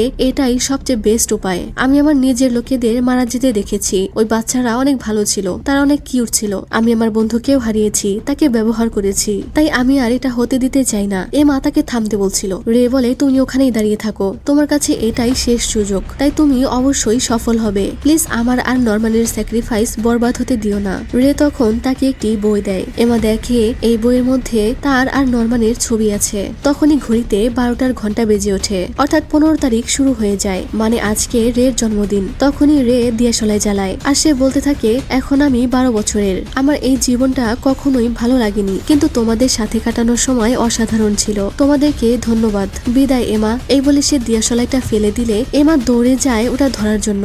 এদিকে ইসাবেলা সবাইকে ঘুম পাড়াচ্ছিল। এরপর সে যখন তার রুমে গিয়ে বসে তখনই 12টার ঘন্টা বেজে ওঠে। সে ক্যালেন্ডারে 14 তারিখ কেটে দেয় আর রে কে জন্মদিনের শুভেচ্ছা জানায়। আর তখনই সে এমার চিৎকার শুনতে পায়, যে রে রে বলে চিৎকার করছিল। মম তখন ডাইনিং হলে পৌঁছে যায়। সে গিয়ে দেখে যে পুরো ডাইনিং রুমে আগুন ধরে গেছে আর এমা ওখানে বসে রে রে বলে কান্না করছে। ইসাবেলা এসব দেখে অবাক হয়ে যায়। তখন এমা মমকে বলতে থাকে, মম সাহায্য করুন, রে এই আগুনের ভেতরে আছে। ইসাবেলা তখন তার ওই ডিভাইসটা চেক করে আর সে বলতে থাকে, এর মানে সে নিজের উপরে আগুন ধরিয়ে দিয়েছে। আর এরপর সে দৌড়ে এসে ঘিলডাকে বলে সবাইকে হাউস থেকে বাইরে নিয়ে যেতে, তার রুমে যে বাচ্চারা আছে তাদেরকেও। এরপর সমস্ত বাচ্চাদেরকে বাইরে বের করানো হয়। এদিকে ইসাবেলা বলছিল, আমার শুধু তার ব্রেনটা দরকার। এই বলে সে ফায়ার এক্সটিংগুইশার ব্যবহার করে, কিন্তু এতে কোনো লাভ হয় না। তখনই সে এমাকে বলতে থাকে, এমা তুমি এখান থেকে চলে যাও। কিন্তু সে পেছনে তাকিয়ে দেখে যে এমা তো এখান থেকে অনেক আগেই চলে গেছে। কিন্তু সে তার ডিভাইস চেক করলে দেখতে পায় যে এমা তো এখানকার ওয়াশরুমে আছে। তখন সে ওখানে গিয়ে দেখে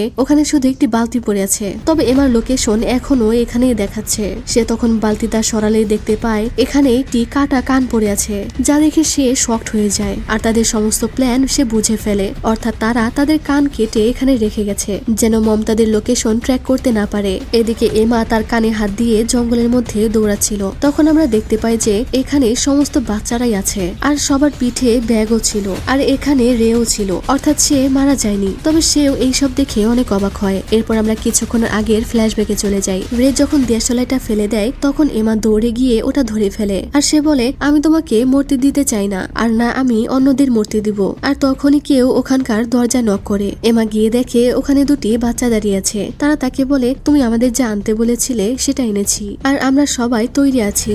আর তারা রের জন্য আরো একটা ড্রেস নিয়ে এসেছিল। এমা তখন রেকে বলে, তুমি ড্রেসটা চেঞ্জ করে নাও। তখন তারা রের ওই ড্রেসটা খাবার দিয়ে সাজাতে শুরু করে। রে বলছিল, ওইসব কি হচ্ছে, আমি কিছুই বুঝতে পারছি না, আর আমি এখান থেকে যেতে চাই না। এমা তখন তাকে একটা থাপ্পড় মেরে দেয় আর তাকে ধরে বলে, তুমি এখনো মরতে চাও গাধা কোথাকার, আমরা এখনই এখান থেকে পালিয়ে যাব।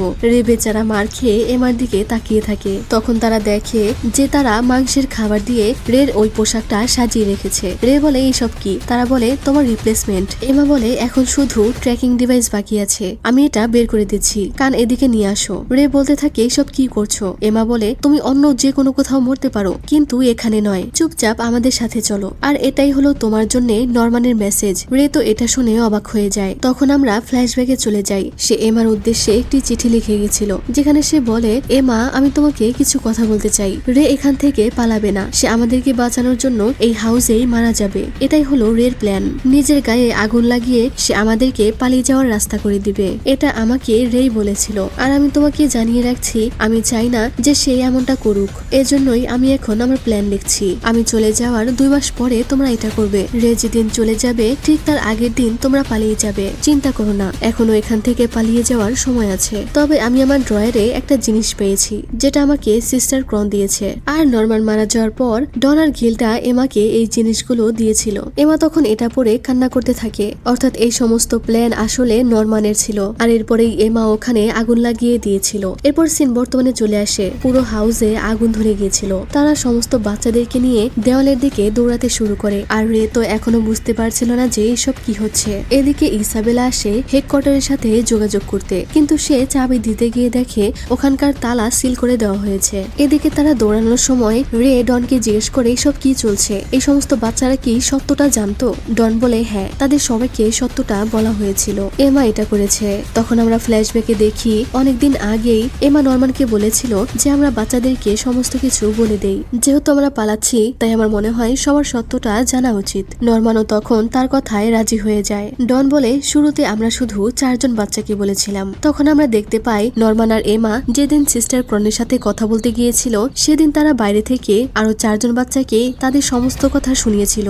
ডন বলে ওই সময় থেকেই আমরা সবাইকে ধীরে ধীরে বলতে শুরু করি, আর গত 2 মাসে আমরা প্রত্যেককেই সত্যটা জানাই। সবাইকে আমরা ধীরে ধীরে শান্ত করি, আর মম হয়তো খেয়াল করেনি। এমা হার মানার নাটক করে সমস্ত বাচ্চাদেরকে এই হাউসের সত্যটা বলেছে আর তাদেরকে তৈরি করেছে।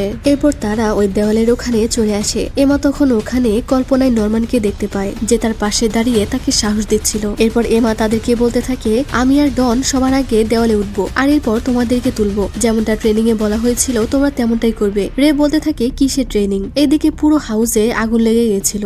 ইসাবেলা ওখানে চুপচাপ দাঁড়িয়েছিল, কাটা কানটা হাতে নিয়ে সে হাসতে শুরু করে আর সে বলতে থাকে, এমা আর রে এখনো জীবিত আছে, আমি তাদেরকে কোনোভাবেই পালাতে দিব না। তখনই ইসাবেলাকে একটি বাচ্চা টেনে ধরে আর আমরা বুঝতে পারি না যে এই বাচ্চাটা এখানে কি করছে। এমারা কি তাহলে তাকে রেখে চলে গেছে? ইসাবেলাও তাকে দেখে অবাক হয়। তো ইসাবেলা ওখানে দাঁড়িয়েছিল, তখনই ফিল নামের সেই বাচ্চাটি ওখানে আসে। ফিল মমকে জড়িয়ে ধরে। দূর থেকে হাউসের আগুন রে দেখছিল। তখন রে খেয়াল করে এখানে 4 বছর বয়সের নিচের বাচ্চাগুলো নেই। রে জিজ্ঞেস করে তারা কোথায়? এমা বলে, আমি ওদেরকে ওখানেই রেখে এসেছি, তোমার কথা আমি আরো একবার ভেবেছিলাম। তখন আমরা ফ্ল্যাশব্যাক দেখতে পাই। ডন এমাকে বলছিল ধীরে ধীরে সবাই সবকিছু বুঝতে পারছে, কিন্তু এখন আমরা কি করব? আমরা কি 4 এবং এর চেয়ে কম বয়সের বাচ্চাদেরকে সব বলে দিব? এমা বলে, কিন্তু তারা কি আমাদেরকে বিশ্বাস করবে? ডন বলে, আর তারা হয়তো এই কথাটা লুকিয়েও রাখতে পারবে না। গিল্ডা তখন বলে, এর চেয়ে বড় কথা হলো আমরা কি তাদেরকে এখান থেকে সত্যিই নিয়ে যেতে পারবো? আমি জানি নরমানের প্ল্যান ঠিক আছে, কিন্তু ওখানে খাদ আছে,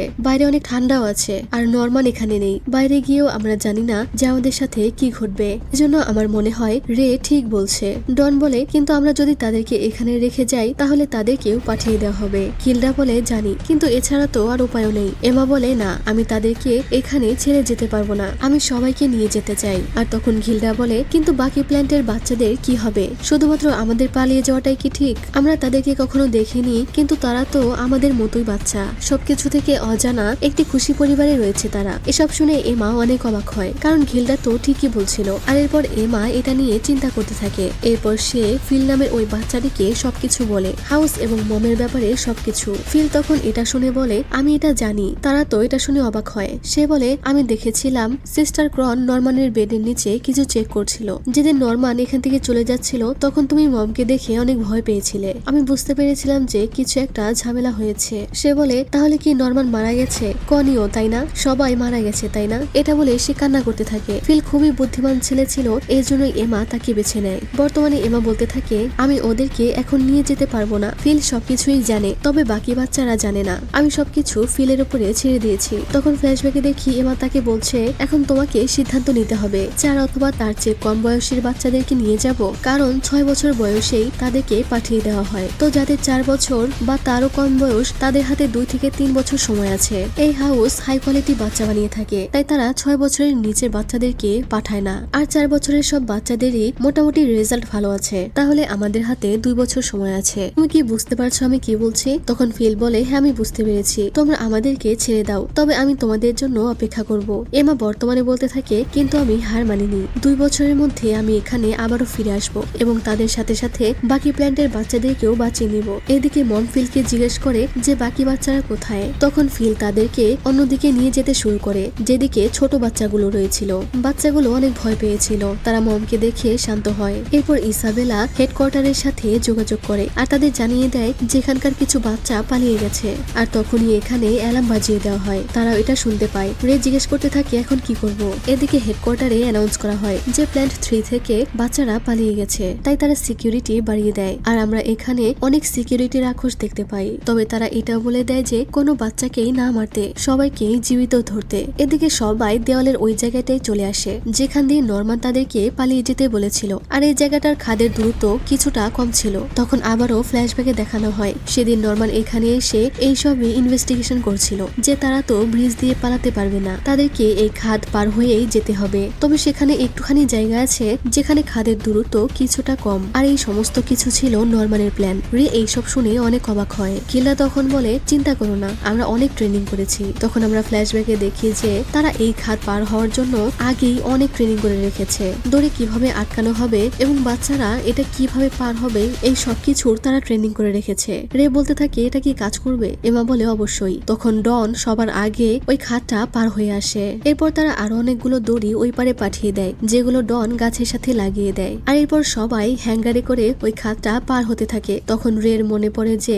এইসব খেলা তো বাচ্চারা আগেও খেলেছে। তখনই রে ওখানে নরমানকে অনুভব করে। রে তার উদ্দেশ্যে বলতে থাকে তুমি আমাকে কি বলতে চাও? নরমান বলে আমি তোমাকে বোকা বানিয়েছি। অবশেষে আমরা এই দিনটা দেখতে পেলাম, তাই না? রে বলে হ্যাঁ, আমি ভাবিনি যে আমরা সবাইকে নিয়ে এখান থেকে পালাতে পারবো। নরমান বলে আমারও এটাই মনে হয়েছিল, কিন্তু এমার জন্য আমি এটা করতে পেরেছি। নরমান আসলে মারা গিয়েও তাদের খুব কাছেই ছিল। নরমান তাকে বলছিল তুমি কখনোই হার মানবে না। এইদিকে ইসাবেলা হেডকোয়ার্টারের সাথে যোগাযোগ করে আর জানতে চায় যে বাচ্চারা কি ব্রিজের ওখানে গেছে কিনা। আসলে ইসাবেলা ভাবছিল যে তারা তো খাত পার হতে পারবে না, তারা হয়তো ব্রিজ দিয়েই পালাবে, কিন্তু এমাদের প্ল্যান তো সে জানতোই না। তখন এটা বুঝতে পেরে সে দেওয়ালের দিকে যেতে শুরু করে। এদিকে একটি বাচ্চা খাতটা পার হতে পারছিল না, তার অনেক ভয় লাগছিল আর ইসাবেলা তাদের দিকে দৌড়ে আসছিল। তখন রে ওই বাচ্চাটাকে কোলে নিয়ে নেয় আর বলে আমি তোমাকে পার করব। সে এমাকে বলে তাকে তার সাথে বেঁধে দিতে। এরপরে রে ওই বাচ্চাটাকে নিয়ে পার হয়ে যায়। এদিকে ইসাবেলাও ওই দেওয়ালের উপরে উঠে যায়। রে পার হওয়ার পর নরমানকে বলছিল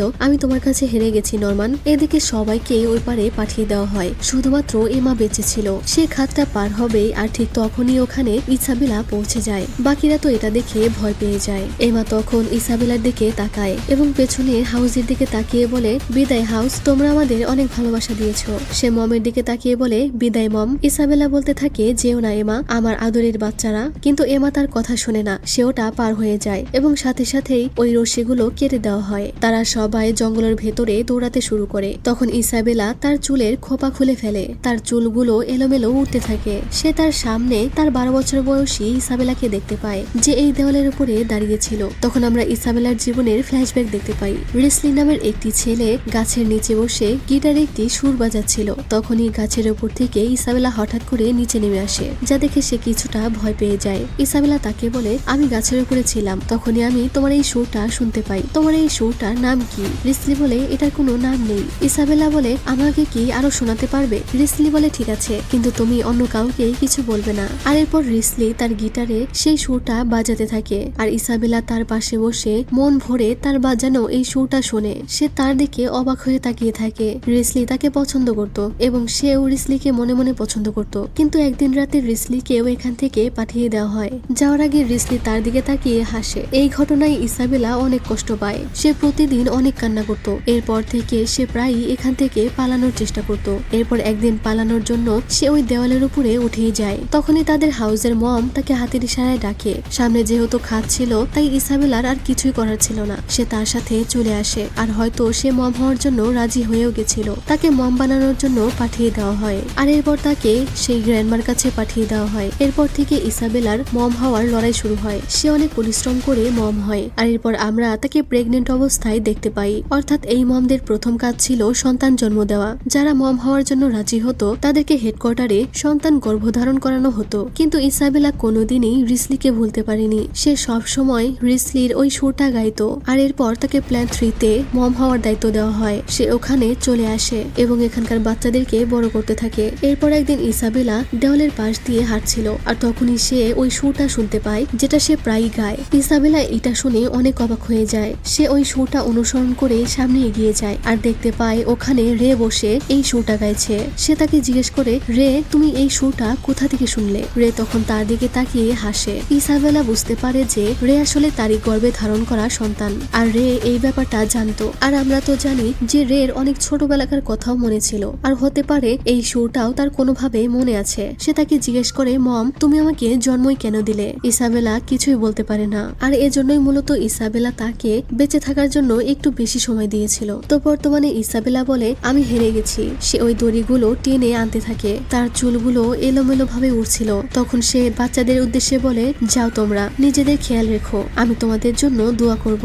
এরপর ইসাবেলা আবারও হাউসে ফিরে আসে। তখন ফিল মমকে জিজ্ঞেস করে বাকিরা কোথায়? ইসাবেলা তাকে বলে চিন্তা করো না, তারা সবাই এখান থেকে সুরক্ষিতভাবে পালিয়ে গেছে। ফিল এটা শুনে তো অনেক অবাক হয়, কারণ ইসাবেলা ইতিমধ্যে এটাও বুঝে গেছে যে ফিলকে তারা সত্যটা বলেই এখান থেকে চলে গেছে। কারণ ইসাবেলা তো এমাকে চিনতো। ইসাবেলা বেলা সমস্ত বাচ্চাদেরকে খেয়াল রাখতে শুরু করে আর তাদের ব্ল্যাঙ্কেট দিয়ে ঢেকে দেয়, যেহেতু বাইরে অনেক ঠান্ডা ছিল আর হাউসটাও জ্বলে গেছিল। আর এদিকে তারা সবাই জঙ্গলের মধ্যে দিয়ে প্রাণপণে দৌড়াচ্ছিল। তারা সবাই শেষ পর্যন্ত এই নরক থেকে পালাতে সক্ষম হয়। এমা বলছিল, আমরা পেরেছি নরমান, আমি সবাইকে এখানে নিতে আবারও চলে আসব। এটা হলো আমাদের প্রথম স্টেপ। এরপর কালো অন্ধকার রাতটা শেষ হয়ে সকালবেলার সূর্য ওঠে। এমা বলে, এটা আমাদের নতুন জীবনের প্রথম সকাল। আর এখানেই এই সিরিজটা শেষ হয়ে যায়। গল্পটা কার কাছে কেমন লাগলো আমাকে কমেন্ট করে জানাবে। আমি কিন্তু তোমাদের সবার কমেন্ট পড়ি। আর হ্যাঁ, এরপরে তোমরা কোন সিরিজটা দেখতে চাও সেটাও আমাদেরকে কমেন্ট করে জানাতে পারো। ভিডিওতে লাইক করে দিও আর চাইলে আমাদের বাকি চ্যানেলগুলো এক্সপ্লোর করতে পারো। যাই হোক, আজকের মতো আমি এখানেই বিদায় নিচ্ছি। ভালো থেকো, সুস্থ থেকো, আল্লাহ হাফেজ।